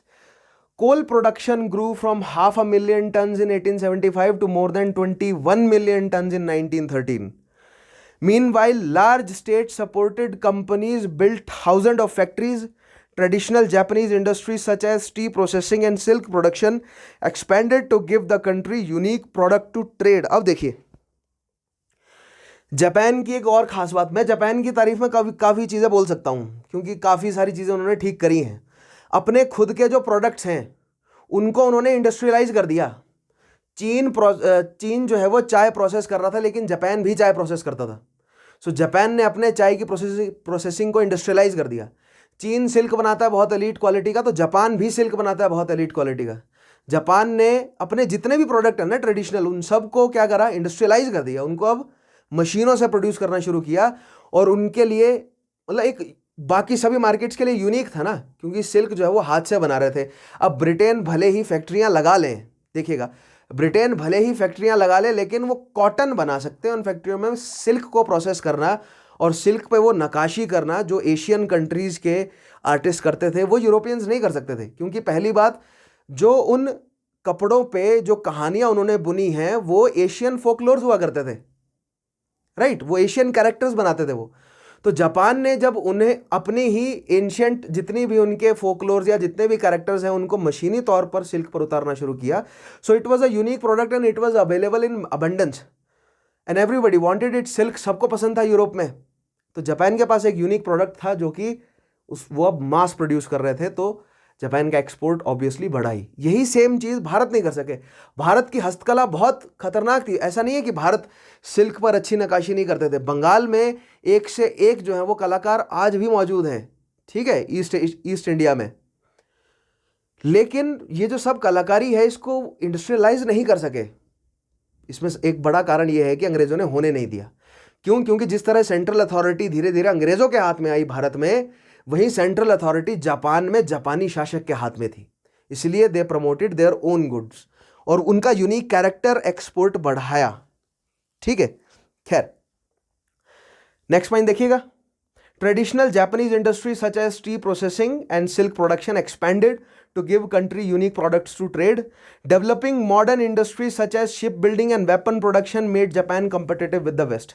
Not just the traditional products, but also the demand of the time. उस समय की जो चीज़ें थी ज़रूरत में, यानी मशीनरी के इक्विपमेंट्स, धीरे धीरे ऑटोमोटिव में जापान उतरा। आज अगर दुनिया में कोई एक ऐसी कंपनी है जो सबसे ज़्यादा गाड़ियाँ बेच रही है, मतलब फॉक्सवैगन के अलावा, तो वो टोयोटा है और वो जापान से है, ठीक है। और आज कोई भी व्यक्ति, ये सभी मतलब अगर कोई पूछा जाए कि किस देश के प्रोडक्ट्स रिलायबल हैं, तो आप जो है वो टॉप 5 में पहला, मैं बोलता हूँ पहला व्यक्ति जो है, पहला पॉइंट आपका रहेगा कि जापानीज प्रोडक्ट्स रिलायबल हैं, ठीक है। तो ये रिलायबिलिटी की क्रेडिबिलिटी कैसे डेवलप करी उन्होंने कि कैसे रिलायबल है जापानीज प्रोडक्ट, तो उन्होंने इंजीनियरिंग पर अपना काम किया, ठीक है। उन्होंने ना ही अपने ट्रेडिशनल वैल्यूज़ को नहीं छोड़ा, लेकिन साथ ही साथ उन्होंने उस समय की जो डिमांड थी, चाहे वो शिप बिल्डिंग हो, फिर धीरे धीरे एरोप्लेन बिल्डिंग और फिर कार मैन्युफैक्चरिंग, हर चीज़ में उन्होंने इन्वेस्ट किया, ठीक है। और आज टोयोटा, होंडा, सुजुकी जैसी कुछ कंपनियां हैं वो ग्लोबली डोमिनेट कर रही हैं ऑटोमोटिव मार्केट को। नॉट जस्ट दिस, लेकिन उसके अलावा शिप बिल्डिंग में भी डोमिनेट कर रहा है जापान। टेक्नोलॉजी में तो ऑब्वियसली 90 से जापान का डोमिनेशन मतलब दिख ही रहा है सबको, ठीक है।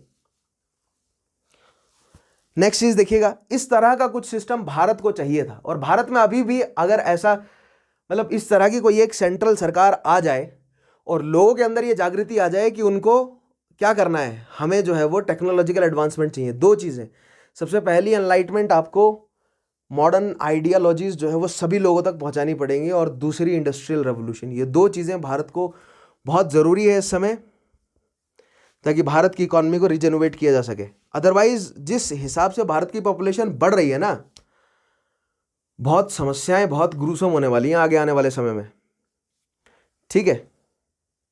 क्योंकि हमारी पॉपुलेशन बियॉन्ड रिडेम्पशन है इस समय, मैं कहना चाहूँगा, ठीक है। तभी हमारी प्रेजेंट डे सरकारें मेन मुद्दों पर फोकस नहीं कर रही हैं, क्योंकि मेन मुद्दों पर फोकस करना समस्याएं और बढ़ा देगा, ठीक है। क्यों? क्योंकि मेन मुद्दों पर इकॉनमी रिजेनुएट करने के लिए बहुत ड्रास्टिक मेजर्स लेना ज़रूरी है भारत में इस समय।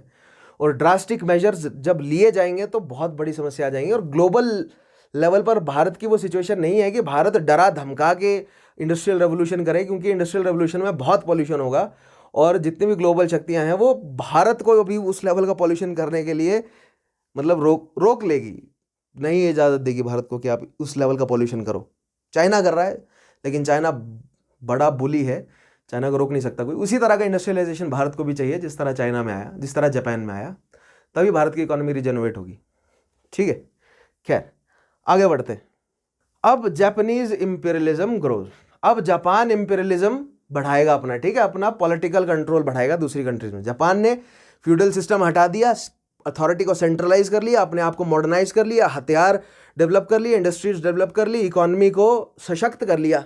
प्रोडक्शन बढ़ गई तो अब जो है वो मार्केट की जरूरत है, और मार्केट आपको कैसे मिलेगा? जब आप कॉलोनाइज करेंगे। So by 1890 Japan had several dozen warships and 500,000 well trained and well armed soldiers.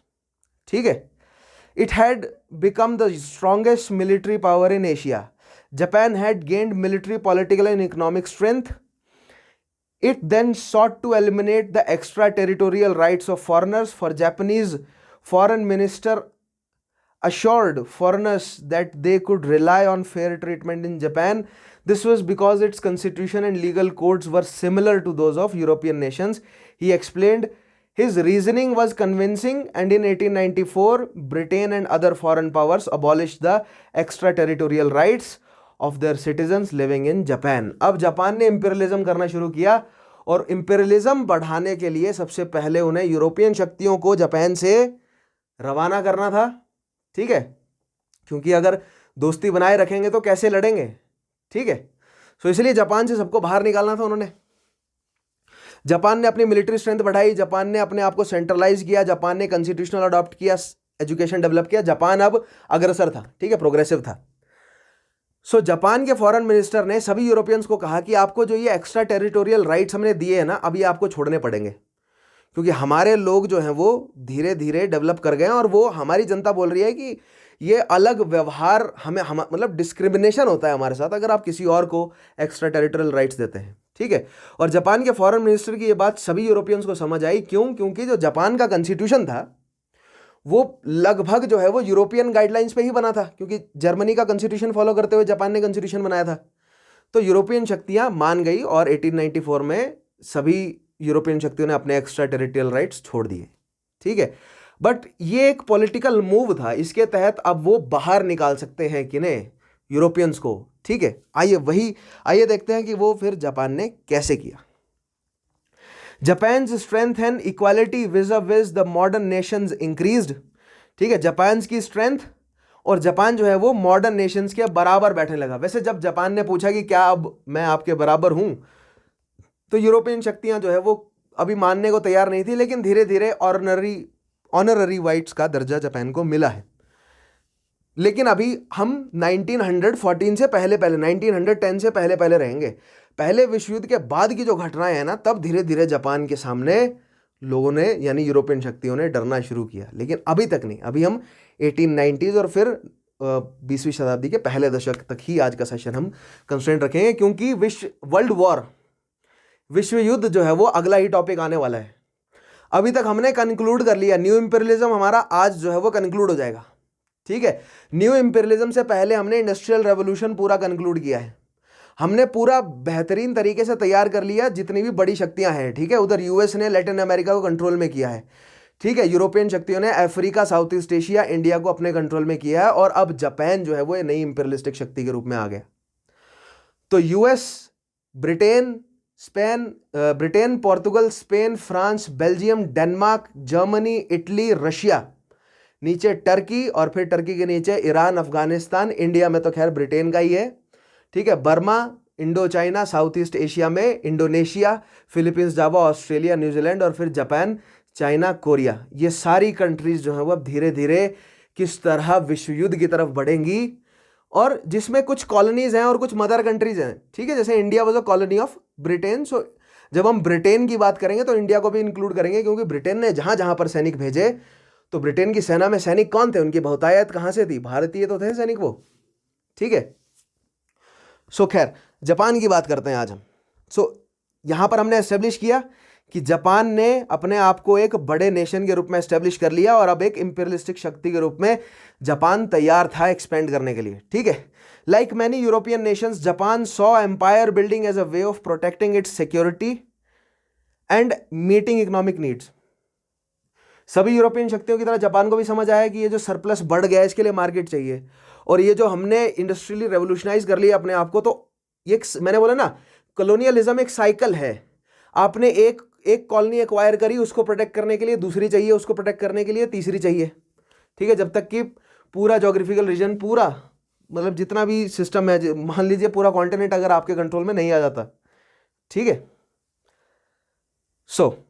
अब लोगों को इकट्ठा करने की बारी आई। As in Europe, national pride also played a large part in this policy. The Japanese were determined to show the world that they were a powerful nation. अब देखते हैं द बुशिदो कोड। अब बीच में एक बुशिदो कोड की बात भी आती है, क्या है बुशिदो कोड, ठीक है। सो मैंने आपको बताया ना, मेडिवल पीरियड से ही जापान में जो सामुराई और सामुराई के लॉर्ड्स दाइम्यो, और दाइम्यो का ओवरलॉर्ड कौन था, शोगुन, और शोगुन के ऊपर एम्परर। तो ये जो पूरी हायरार्की है ये एक बुशिदो के कोड से चलती थी। बुशिदो का कोड बेसिकली वॉरियर का कोड होता है, ठीक है। वॉरियर के कोड कंडक्ट क्या है। सो जापान्स ड्रामेटिक ट्रांसफॉर्मेशन किस चीज से, पहले फ्यूडेटरी से, फिर सेंट्रलाइज्ड, और फिर सेंट्रलाइज्ड से इंपीरियलिस्टिक, ठीक है। Japan's dramatic transformation could take place within a short period of time because of its dominant values of the society which were influenced by samurai code. Japan from the Middle Ages was a society which had enormous respect for the samurai code of conduct, which is also called as Bushido code. The samurai were revered in the Japanese society because they were believed to be living carriers of the Bushido code of values, which primarily emphasize upon pristine principles of justice, courage, loyalty, honor, character, benevolence, etc. ठीक है। तो Japanese code, ये samurai का code basically है क्या। Samurai अपने डायम्यो यानी अपने लॉर्ड के लिए 24 में से किसी भी घंटे तैयार है मरने के लिए। समुराई अगर युद्ध में हार गया तो उसके लिए इतनी शर्म की बात है कि उसको अपनी जान खुद लेनी पड़ेगी। तो समुराई का मतलब यह है कि या तो वो युद्ध जीतेगा या तो वो मरेगा, तीसरी चीज है नहीं। अगर वो हार गया तो खुद की जान लेनी पड़ेगी। सो समुराई का जीवन इतना वेल डिसिप्लिन्ड, अब देखिए कई सारी मूवीज ने ना काफी बढ़ा चढ़ाकर पोर्ट्रे किया है, लेकिन मैं ये मान सकता हूं कि जब जो भी मतलब एक सामुराई उस लेवल ऑफ एकाग्रता तक पहुंचने के लिए आपको बहुत ध्यान लगाना पड़ता है और बहुत एक्सपर्टीज चाहिए आपको। जो मूवीज में दिखाते हैं ना सामुराइज को लड़ते हुए इतनी देर तक लड़ रहा है, ऐसा नहीं। जो सामुराई जो वॉरफेयर है वो बहुत प्रिसाइज है, बहुत बेहतरीन है कल्चर सामुराइज का, ठीक है। काफी बैलेंस्ड कल्चर है उनका। सो ये सब वैल्यूज ऑलरेडी मेडिवल समय से जापान में थी। इसीलिए जब जापान इंडस्ट्रियलाइज हुआ तो उनके पास ऑलरेडी अपने पास डिसिप्लिन था, एंड दे इसीलिए नेचुरली वो उनको जर्मन डिसिप्लिन पसंद आया, क्योंकि डिसिप्लिन ही पसंद करते थे through out Japanese, right. So Japanese को जर्मन डिसिप्लिन पसंद आया, इसीलिए कि इसीलिए जापान जो है वो सक्सेसफुली अपने आप को ट्रांसफॉर्म कर सका from a feudal country to a imperialistic या एक मॉडर्नाइज्ड इंडस्ट्रियलाइज्ड नेशन, और सक्सेसफुल रह सका, कोई और शक्ति उन्हें कॉलोनाइज ना कर सके इस चीज में। क्यों? क्योंकि मेडिवल समय से ही जापान की सोसाइटी बुशिदो कोड में बंधी थी और काफी डिसिप्लिन्ड थी। तो ये जो बुशिदो कोड है, ये जो डिसिप्लिन है, ये उन्हें सक्सेसफुली ट्रांसफॉर्म करने में मदद किया, ठीक है। खैर, Though there is no denial that these pristine values have been part of every great civilization. अब ये सब करेज, लॉयल्टी, ये तो राजपूतों में भी है। आप ये कहेंगे राजपूतों का करेज तो कुछ है नहीं। जैसे मैंने आपको बताया समय समय पर कि रणथंबोर का युद्ध जो मैंने आपको बताया अलाउद्दीन खिलजी के खिलाफ, कि 2 व्यक्तियों के पीछे 20,000 राजपूतों ने जान दे दी थी अपनी, ठीक है। यह सम्मान, ये लॉयल्टी, करेज, ये तो राजपूतों में हमेशा से ही है। तो फिर राजपूतों से किस तरह अलग है बुशिदो? बुशिदो राजपूतों से इस तरह अलग है कि जो मिडिवल पीरियड की ये सारी चीजें, नाइट्स का ऑनर वहां भी था, लेकिन ये कैरी ऑन नहीं रहा, ठीक है। मुगल समय में धीरे धीरे राजपूत करप्ट हो गए, ठीक है। जैसे जैसे रेनेसांस आया या डार्क एजेस जैसे जैसे आगे बढ़े, वैसे वैसे नाइट्स भी करप्ट हो गए, ठीक है। लेकिन जो सामुराइज हैं उन्होंने अपने आप को वेस्टर्न करप्शन का हिस्सा नहीं बनने दिया, और उन्होंने अपनी वो लॉयल्टी बनाकर रखी। ये कारण रहा उनकी सक्सेस का, ठीक है। So though there is no denial that these pristine values have been part of every great civilization, yet perhaps it was only in Japan that there was still revered and alive, which ultimately came to their rescue and saved Japan from succumbing to colonial subjugation. ठीक है। सो बुशिदो code आपको पता होना चाहिए क्या है। Next देखते हैं। अब जापान अटैक करना शुरू करता है, ठीक है। जापान 1910 तक का जो इंपीरियलिज्म पढ़ेंगे ना हम जापान का, तो जापान सबसे पहले अपने इमीडिएट पड़ोसी पर अटैक करेगा, that means Korea, and Korea was under the influence of China at that time. So अगर कोरिया पर अटैक कर रहा है सो बेसिकली चाइना पर अटैक कर रहा है, ठीक है। So Japan attacks China. The Japanese first turn their sights to their Asian neighbours in 1876। Japan force Korea to open 3 ports to Japanese trade. Japan strong होता गया और जापान ने सबसे पहले कोरिया को बोला कि जिस तरह यूरोपियन शक्तियां बाकी सभी शक्तियों को बोल रही थी कि अपने पोर्ट्स हमें 2 ट्रेड करने के लिए ओपन करो, उसी तरह जापान ने करना शुरू किया। जापान ने कोरिया को बोला कि अपने पोर्ट्स ओपन करो हमारे लिए, हम ट्रेड करेंगे वहां पे, ठीक है। But China also considered Korea to be important as both a trading partner and a military outpost. China के लिए मैंने बोला ना, चाइना, रशिया या जितने भी ये मंगोलियन रीजन या साउथ साइबेरियन रीजन है ना, इन सब के लिए कोरिया की इंपॉर्टेंस है, क्योंकि कोरिया पहली बात तो इनको जापानीज सी में प्रोटूडेंस देता है, ट्रेडिंग पोर्ट्स प्रोवाइड करता है, प्लस जिसको जापान पर अटैक करना हो, ताइवान पर अटैक करना हो, चाइना के जो साउथ ईस्टर्न पार्ट है उन इंपॉर्टेंट ट्रेडिंग पोर्ट्स को कैप्चर करना हो तो उसको कोरिया अगर है उसके पास तो आसानी से कर सकता है। तो कोरिया के लिए कोरिया एक बहुत important military outpost as trading port China के लिए भी था। सो अगर जापान कोरिया को कॉन्कर कर लेता है तो चाइना के लिए खतरा है। सो दैट मीन्स कोरिया के शासक को बचाने का काम अब किसका रहा? चाइना का, ठीक है। Recognizing their similar interest in Korea, Japan and China signed a hands off agreement, ठीक है। कोरिया में दोनों का इंटरेस्ट है, जापान का भी और चाइना का भी, तो एक हैंड्स ऑफ एग्रीमेंट बना। हैंड्स ऑफ एग्रीमेंट का क्या मतलब है कि हम दोनों जो है वो कोरिया को पॉलिटिकली एक्वायर नहीं करेंगे, ट्रेड भले ही हम यहां पर कर लें, ठीक है। In 1885 both countries pledge that they would not send their armies into Korea. In June 1894, however, China broke that agreement. Rebellion had broken out against Korea's king. He asked China for military help in putting them down. Chinese troops marched into Korea. ठीक है, 1885 में ये hands of जो है वो treaty हुई Japan और Korea के बीच में, लेकिन 1894 में जापान और चाइना के बीच में, लेकिन 1894 में चाइना ने ये ट्रीटी तोड़ दी। क्यों? क्योंकि कोरिया के लोगों में भी अभी वही भावना आने लगी थी कि हमें पॉवर्टी हटानी है, हमें लिबर्टी चाहिए, वही सब आइडियाज़ जो पूरे दुनिया में घूम रहे थे। उसके तहत जो मर्चेंट्स हैं कोरिया के वो चाहते थे कि हमें ट्रेड में जगह मिले, लेकिन जो शासक हैं कोरिया के वो एक साइड जापान के इन्फ्लुएंस में, एक साइड रशिया के इन्फ्लुएंस में, एक साइड चाइना के इन्फ्लुएंस में, कुछ कर नहीं पा रहे थे। सो ऐसे में रिवोल्ट कोरिया के शासक के खिलाफ भड़का। कोरिया के शासक ने चाइना के शासक को बोला कि आइए मदद कीजिए सैन्य। चाइना ने जैसे ही अपनी सेना को कोरिया में एंटर किया, हैंड्स ऑफ ट्रीटी होगी वायलेट, जापान को मिल गया बहाना और जापान ने अटैक कर दिया चाइना पे, ठीक है। सो आइए इस मैप के तहत मैं आपको बताता हूं कि ये सारी सिचुएशन क्या है। सो आप इस मैप में देखिए, क्लियरली देख पा रहे हैं, ऊपर रशियन एम्पायर आपको नजर आ रहा है, मंगोलिया के नीचे चाइनीज एम्पायर, उधर इंडिया, तिब्बत के नीचे जो है वो इंडिया, बर्मा तक जो है वो ये ब्रिटिश इंडियन एम्पायर है, सियाम न्यूट्रल है, ठीक है। इंडो चाइना में आपको फ्रेंच इंडो चाइना नजर आ रही है, ठीक है। दक्षिण में आपको डच ईस्ट इंडीज, फिलीपींस में स्पेनिश कंट्रोल है, ठीक है। और ताइवान पे पार्टली चाइना का कंट्रोल है, पार्टली ताइवान आजाद है।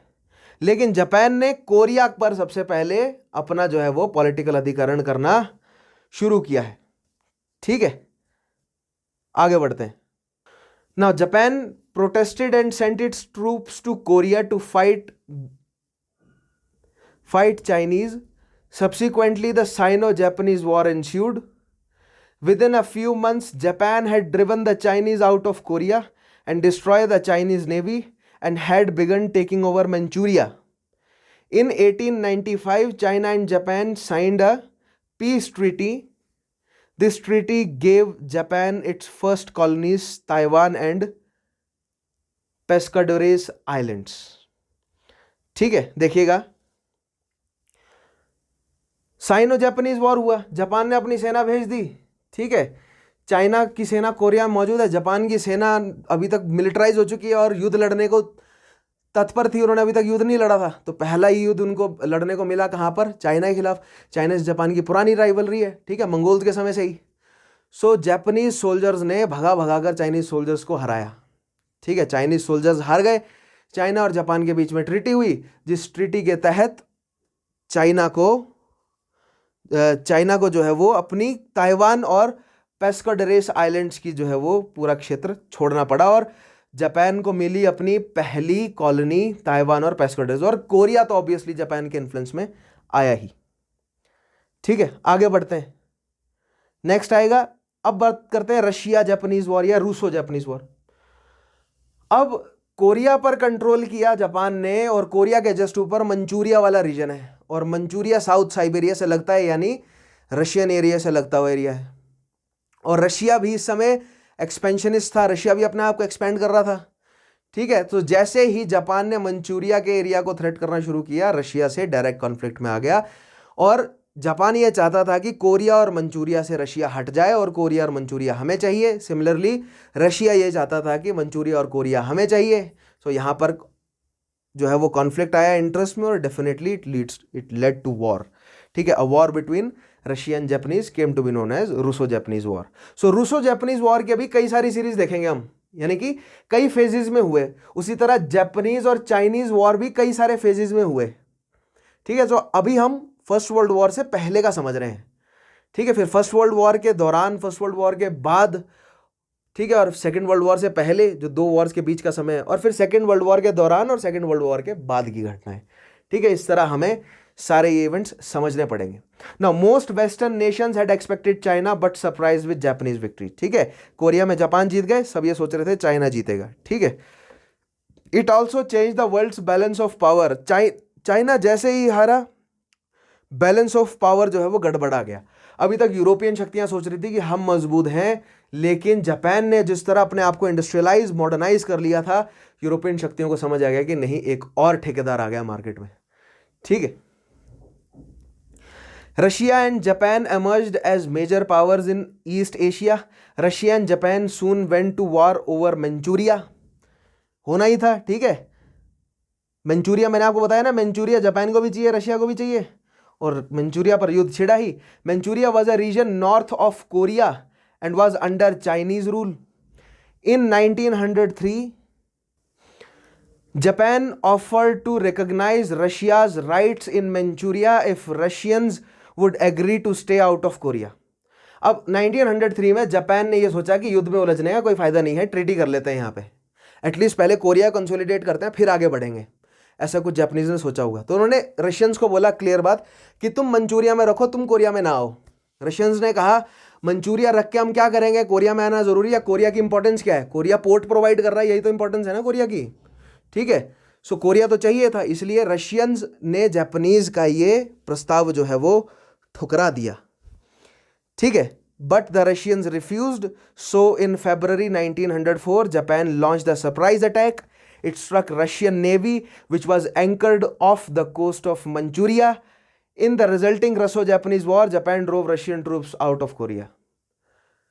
जापान ने रशिया को मौका दिया था कि मान जाओ बात, हम लड़ना नहीं चाहते हैं तुमसे, हमारे पड़ोसी हो तुम, ठीक है। रशिया ने मना कर दी। रशिया ने सोचा कि हम तो यूरोपियन हैं, हम तो गोरी चमड़ी के, हम तो यूरोपियन हैं, हम उन्हीं लोगों से सब कुछ सीखा, तुम कैसे हरा दोगे, तुम एक एशियन शक्ति हो। ये रेशियल सुपेरियोरिटी थी ना उनके पास। लेकिन उन्होंने जापान की पावर को अंडर एस्टिमेट किया। जापान ने सरप्राइज अटैक किया रशिया पर। जापान ने रशियन नेवी को भगा भगा के पीटा जापानीज सी में। फिर इतना भगा भगा के पीटा कि जापानीज सी में जितनी भी रशियन नेवी थी वो सब खत्म हो गई। फिर रशिया को यूरोप से, बाल्टिक सी से अपनी नेवी को बुलाना पड़ा। वो नेवी अफ्रीका को पार करती हुई या इंडियन ओशियन को पूरा घूमते साउथ ईस्ट एशिया के रास्ते वो जापान पहुंची। वो इतना घूम के जापान आए, उसको फिर पीटा जापानीज नेवी ने, और लगभग पूरी रशियन नेवी को खत्म कर दिया। और रशिया एकदम, नॉट जस्ट रशिया लेकिन सभी यूरोपियन शक्तियों के कान खड़े हो गए कि जापान इतना स्ट्रांग हो गया, हमें तो पता ही नहीं था, हमें अंदाजा ही नहीं था कि जापान की नेवी इतनी ज़्यादा स्ट्रांग हो जाएगी, ठीक है। So in the resulting Russo Japanese war Japan drove Russian troops out of Korea. तो समुद्र में तो हराया ही, लेकिन जमीन पे भी भगा भगा के पीटा, ठीक है। Japan won brutal land battles and captured most of Russia's Pacific fleet. It was destroyed Russia's belt. देखिए, पहले पैसिफिक फ्लीट को डिस्ट्रॉय कर दिया और कैप्चर कर लिया। फिर it was destroyed Russia's Baltic fleet. Baltic sea यानी कि जो नॉर्वे फिनलैंड है ना, उसका और मेनलैंड यूरोप के बीच का जो सी है, बाल्टिक रीजन वाला, वहां से वापस बुलाई गई, उसको और हराया। It was destroyed Russia's Baltic fleet which had sailed all the way around Africa to participate in the war. In 1905 Japan and Russia began peace negotiation. अब 1905 में फिर रशिया ने हाथ खड़े कर दिए कि अब पीस ट्रीटी कर लेते हैं। ठीक है, अब इस पीस ट्रीटी को करवाया किसने? US president Theodore Roosevelt. 1901 से 1909 तक थियोडोर रूजवेल्ट यूएस प्रेसिडेंट रहे। So US president Theodore Roosevelt help draft the treaty which the two nations signed on a ship of Portsmouth new Hampshire. So new Hampshire जगह है US में, वहां पर Portsmouth नाम की एक जगह, वहां पर जाके ये ट्रीटी जो है वो साइन की गई जापान और रशिया के बीच में, जिसमें मध्यस्थता यानी कि मीडिएटरी कौन रहा? President Theodore Roosevelt. This agreement the treaty of Portsmouth give Japan the capture territories, यानी रशिया और कोरिया का एरिया जो है वो जापान को मिल गया। It also forced Russia to withdraw from Manchuria and to stay out of Korea. So it was one sided, भले ही यूएस ने करवाई हो लेकिन जापान की तरफ थी। कोरिया भी रशिया को छोड़ना पड़ा, रशिया को कुछ एरिया जापान को देना पड़ा जो जापान ने जीत लिया था, और मंचूरिया से भी रशिया को बाहर रहना पड़ा। और रशिया को उस समय यह बात माननी पड़ी क्योंकि रशिया के काफी सारे सैनिक जो हैं वो जापान के कंट्रोल में थे। रशिया की काफी सारी नेवल जो इक्विपमेंट्स है वो जापान के, नेवल शिप्स जो हैं वो जापान के कंट्रोल में थी। सो रशिया को वो सब छुड़वाना था। ठीक है, इसीलिए ट्रीटी पर साइन करना पड़ा। सो आइए इस मैप में देखते हैं कि क्या घटनाएं घटी। ठीक है, so this is the map of sphere of influences from 1850 to 1914। ठीक है, 1850 से 1914 यानी पहले विश्व युद्ध से पहले पहले तक किस किस का इन्फ्लुएंस कहां कहां पर है। ठीक है, तो देखिएगा, तो ये है हमारा जापान। आज हम जापान से कंसर्न्ड हैं। ठीक है, अदरवाइज नीचे अगर आप इंडिया देखें तो भूटान, बर्मा, ये किसके कंट्रोल में? ये कंट्रोल में किसके है? ब्रिटेन के, राइट। थाईलैंड वाला एरिया जो है वो लगभग फ्री है, अदरवाइज फ्रेंच इंडो चाइना जो है वो वियतनाम, कंबोडिया, लाओस पे है उनका कंट्रोल। फिलीपींस पे यूएस का कंट्रोल है। हांगकांग पे हांगकांग पे यूके का, उसके अलावा जो यांगसे रिवर है उसके अराउंड जो है वो ब्रिटेन का कंट्रोल है, फ्रेंच का कंट्रोल है। लेकिन जापानीज की बात कर रहे हैं आज हम। सो यहां पर डेट वाइज लिखा है, देखिए हमें 1910 तक के आसपास का पीरियड ध्यान रखना है, उसके आगे का पीरियड नहीं हमें पकड़ना अभी। ठीक है, सो देखिए जापान ने सबसे पहले कोरिया को कंट्रोल किया और मंचूरिया वाले रीजन से रशिया को बाहर निकाला है। सो 1900 से 1905 के बीच में रशियंस ने जो मंचूरिया वाला एरिया कैप्चर किया था, जापान ने वो उनसे छुड़वाया।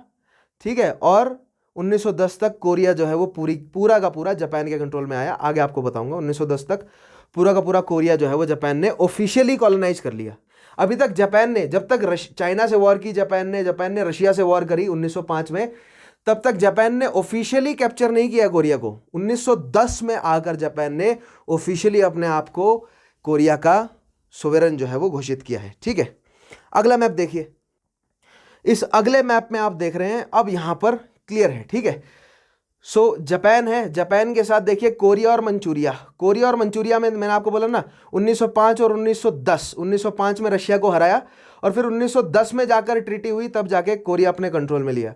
और मंचूरिया पर इन्फ्लुएंस रहा जापान का, लेकिन 1905 से 1932 तक इन्फ्लुएंस रहा, लेकिन प्रॉपर तरीके से 1932 में जाकर जापान ने मंचूरिया को अपने कंट्रोल में लिया है। ठीक है, सो भले ही 1905 में रशिया को मंचूरिया से भगा दिया हो जापान ने, और 1905 में रशिया पर मंचूरिया पर जापान का इन्फ्लुएंस शुरू हो गया हो, लेकिन 1932 में जाके जापान ऑफिशियली मंचूरिया का सोवेरेन घोषित हुआ। ठीक है, सिमिलर कहानी जो है वो किसकी है? कोरिया की भी है, क्योंकि 1890 से ही कोरिया पे इन्फ्लुएंस तो जापान का था ही, लेकिन 1910 में जाके जापान ने ऑफिशियली घोषित किया कि हम कोरिया के सोवेरेन हैं। ठीक है, सो वही चीज जो है वो 1905 से 1932 तक मंचूरिया के लिए भी लागू रही। ठीक है, सो इस मैप में आप क्लियरली देख सकते हैं। तो ये जो नीचे का एरिया जो जापान ने कैप्चर किया है, इसको हम आगे आने वाले टॉपिक्स में एक्सप्लेन करूंगा आपको मैं। ठीक है, तो ये जो बॉक्सेस है ना, जापानीज एम्पायर इन 1870, ठीक है, एक्विजिशंस अंटिल 1932। सो हमें ये दो चीजें ध्यान रखनी है। 1932 तक केवल कोरिया और मंचूरिया कंट्रोल में आया, फिर धीरे धीरे ये जो येलो वाला पार्ट है, पर्पल वाला पार्ट है, ये सारा जो है वो जापान ने कंट्रोल किया है। तो इसी मैप को मैं वर्ल्ड वॉर 1 में भी दिखाऊंगा आपको, इसी मैप को मैं आपको फिर से दिखाऊंगा जब हम जापान की बात करेंगे। दोनों विश्व युद्ध के बीच में जापान क्या कर रहा था, और फिर इसी मैप को हम देखेंगे विश्व युद्ध के दौरान। ठीक है, तो ये बहुत इंपॉर्टेंट है। लेकिन अभी तक हमें कंसर्न रहना है ये कोरिया और मंचूरिया वाले रीजन तक। ठीक है, अब देखते हैं लास्ट में Korea under Japanese occupation. Korea 1910 तक जापान के पास ताइवान और कोरिया दो मुख्य ऐसे पॉलिटिकल रीजन्स थे जो जापान की ऑफिशियली कॉलोनीज बन गए। ताइवान किससे छीना उन्होंने? चाइना से। और कोरिया किससे छीना? कोरिया वैसे अलग राष्ट्र था, लेकिन कोरिया रशिया और चाइनीज इन्फ्लुएंस में था, तो इन दोनों से छीन लिया ऑब्वियस। ठीक है, नेक्स्ट देखिएगा, पॉइंट है after defeating Russia Japan attacked Korea with a vengeance. Russia को हराने के बाद अब कोरिया, जो कि हमेशा से ही जापान के खिलाफ लोगों की मदद करता रहा है, शक्तियों की मदद करता रहा है, भले वो चाइनीज हो, मंगोल रहे हो, रशियन रहे हो, अब जापान को जाकर मौका मिला है कोरिया से बदला लेने का। सो इन 1905 it made Korea a protectorate. 1905 में कोरिया को क्या बनाया? प्रोटेक्टोरेट बनाया। ठीक है, यानी कि अपने शरणार्थी बनाया अपना। Now, Japan sent in advisors who grabbed more and more power from Korean government. The Korean king was unable to rally international support for his regime. In 1907, he gave up control of the country. 1905 से लेकर 1907 तक आते आते Korean government को इतना कमजोर कर दिया कि कोरिया का शासक ना ही चाइना, मंगोलिया, रशिया, ब्रिटेन कहीं से भी इंटरनेशनल सपोर्ट अपने लिए नहीं इकट्ठा कर पा रहा था, और फाइनली उसने अपनी सरकार छोड़ दी। ठीक है, अब कोरिया की शासक तो उतर गए गद्दी से, पावर से, लेकिन कोरिया की सेना अभी भी मजबूत है। तो कोरिया की सेना का क्या किया जाए? इससे 1907 के बाद अगले 2 सालों में with in 2 years the Korean imperial army was disbanded. पहले शासक उतरा और अब शासक के बाद उसका आर्मी जनरल रहा होगा, तो अब आर्मी को भी डिसबैंड कर दिया गया। In 1910, Japan officially annexed Korea and brought that country under Japan's control. 1910 में जाके जापान ने ऑफिशियली कोरिया को अपने कंट्रोल में लिया। The Japanese were harsh rulers. अब जापान की पुरानी दुश्मनी है, तो जापान ने बहुत बहुत क्रूरतापूर्ण शासन किया है कोरिया पे। ठीक है, फॉर द नेक्स्ट 35 ईयर्स, 1910 से 1945 तक। ठीक है, they forbid public protest. Public protest को उन्होंने मना कर दिया कि हमारे खिलाफ कोई प्रोटेस्ट नहीं करेगा। They shut down Korean newspapers and took over Korean schools. There they replaced the study of Korean language and history with that of Japan. ठीक है, कोरिया में कोरिया को पॉलिटिकली कंट्रोल किया, कोरिया की आर्मी हटा दी, Korea के शासक को शक्ति से हटाया। ठीक है, उसके बाद अब कोरिया के लोगों को प्रोटेक्ट, ऑब्वियसली कोरियन मर्चेंट्स ने, कोरियन जनता ने प्रोटेस्ट किया होगा, तो प्रोटेस्ट पर लगा दिया बैन, और जो प्रोटेस्ट कर रहा है उसको मारो पीटो, जान से मार दो, जेल में डालो, बहुत बुरा हाल किया उन्होंने। ठीक है, यानी कि सप्रेस किया जनता को। अब कोरियन एजुकेशन सिस्टम को पलट दिया, कोरियन लैंग्वेज को हटा दिया, उसकी जगह जापानीज पढ़ाई जाने लगी, और जापानी इतिहास, जापानी करिकुलम जो है वो कोरिया में पढ़ाना शुरू किया उन्होंने। ठीक है, जैसा भारत में हुआ था वही सेम चीज़ जापान ने करी। तो मैंने आपको बताया ना, जापान ने सीखा है ना, मैंने बोला ना, जापान के शासक ने भेजे थे अपने स्टेट्समैन कि जाओ ब्रिटेन जाओ और सीखो कि इंडिया को कैसे उन्होंने कंट्रोल किया हुआ है। राइट, तो वो यूरोप गए होंगे, वो यूरोप में ब्रिटेन भी गए होंगे, उन्होंने जाके सीखा होगा कि अच्छा इस तरह, उन्होंने पहले एजुकेशन सिस्टम चेंज किया, उनको समझ आया होगा कि भारत में नया करिकुलम लेकर आओ, भारत को पढ़ाना शुरू करो अपने देश के बारे में, अपनी हिस्ट्री के बारे में, उनको अपनी लैंग्वेज जो है वो उन पर थोप दो। तो वही सेम चीज़ जापान कोरिया के साथ कर रहा था जो ब्रिटेन ने भारत के साथ करी। ठीक है, नेक्स्ट चीज देखिएगा, they took land away from Korean farmers and give it to Japanese settlers. Encourage, अब देखिए नेक्स्ट चीज जो उन्होंने सीखी होगी ब्रिटेन से, वो लैंडलेस फार्मर्स बनाना, क्योंकि जो लैंडलेस फार्मर होगा वही तो बहुत सस्ते दामों पर मजदूरी करने को तैयार होगा फैक्ट्रियों में। सो लैंडलेस फार्मर बनाने के लिए आपको फार्मर से ज़मीनें छीननी पड़ेगी, तो जापानीज लोगों को लेकर आया गया, कोरियन से ज़मीनें छीनी गई और जापानीज को उनकी जगह ज़मीनें दे दी गई। ठीक है, encourage Japanese businessman to start industries in Korea but forbid Koreans from going into business in their own country. Resentment to the Japanese led to non-violent protest and to growing Korean nationalist movement. The Japanese did modernize Korean factories and transportation and communication systems. However, despite their technological progress, Japan's repressive rule in Korea was an example of imperialism at its worst. So, वही सब चीज़ें जो भारत में Britain ने करी है, वही सब चीज़ें जापान ने सीखी ना। एजुकेशन सिस्टम चेंज कर दो, लैंडलेस जो है वो मजदूर बनाओ, अपने मर्चेंट्स को लेकर आओ, अपने इंडस्ट्रियलिस्ट को लेकर आओ, और native industrialist, native merchants, native सेना, native aristocracy, native government official, सबको जो है वो शक्ति से हटाओ। तो जापान ने ये सब यूरोपियन से ही सीखा था और उन्होंने कोरियंस पर एक्सरसाइज करना शुरू किया। सो आज के टॉपिक को यहां मैं कंक्लूड करता हूं। आज हमने समझा कि किस तरह जापान ने अपने आप को ट्रांसफॉर्म किया है एक फ्यूडल शक्ति से एक सेंट्रलाइज्ड शक्ति में, और एक सेंट्रलाइज्ड शक्ति से एक इंपीरियलिस्टिक पावर में। और as an imperialistic nation Japan ने सबसे पहले कोरिया को अपने चंगुल में लिया, और जिसमें हमने दो मुख्य वॉर पढ़े, साइनो जापानीज और रूसो जापानीज वॉर, जिसके तहत उन्होंने कोरिया को अपने कंट्रोल में लिया और मंचूरिया से रशिया को बाहर निकाला। और 1932 तक आते आते अब वो मंचूरिया को भी अपने कंट्रोल में ले लेंगे, लेकिन वो हम आगे पढ़ेंगे।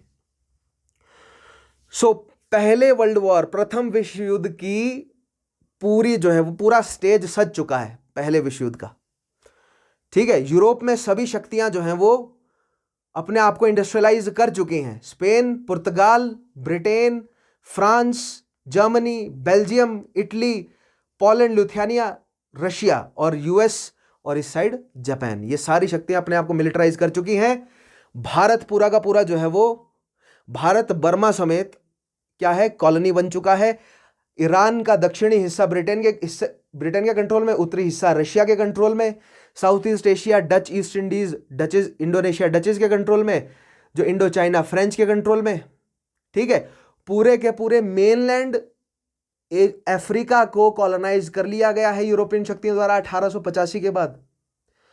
साउथ अमेरिका सबसे पहले कॉलोनाइज हुआ था और सबसे पहले डिकॉलोनाइज हो गया है, लेकिन इकोनॉमिक इंपीरियलिज्म में फंस गया है किसके, यूएस के।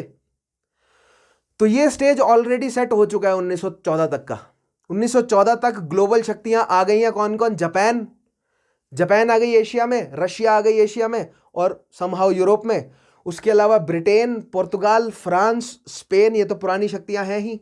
1850 के बाद इटली और जर्मनी, दो ये बड़ी शक्ति आई, तीसरी बेल्जियम भी, और 19th सेंचुरी में यूएस भी एक बड़ी शक्ति उभरी। तो ये सारे ठेकेदार हैं और अब इन्होंने इनके बीच में एक युद्ध होगा फाइनली ये डिसाइड करने के लिए कि ग्लोबल शक्ति, ग्लोबल सुपर पावर कौन होगा।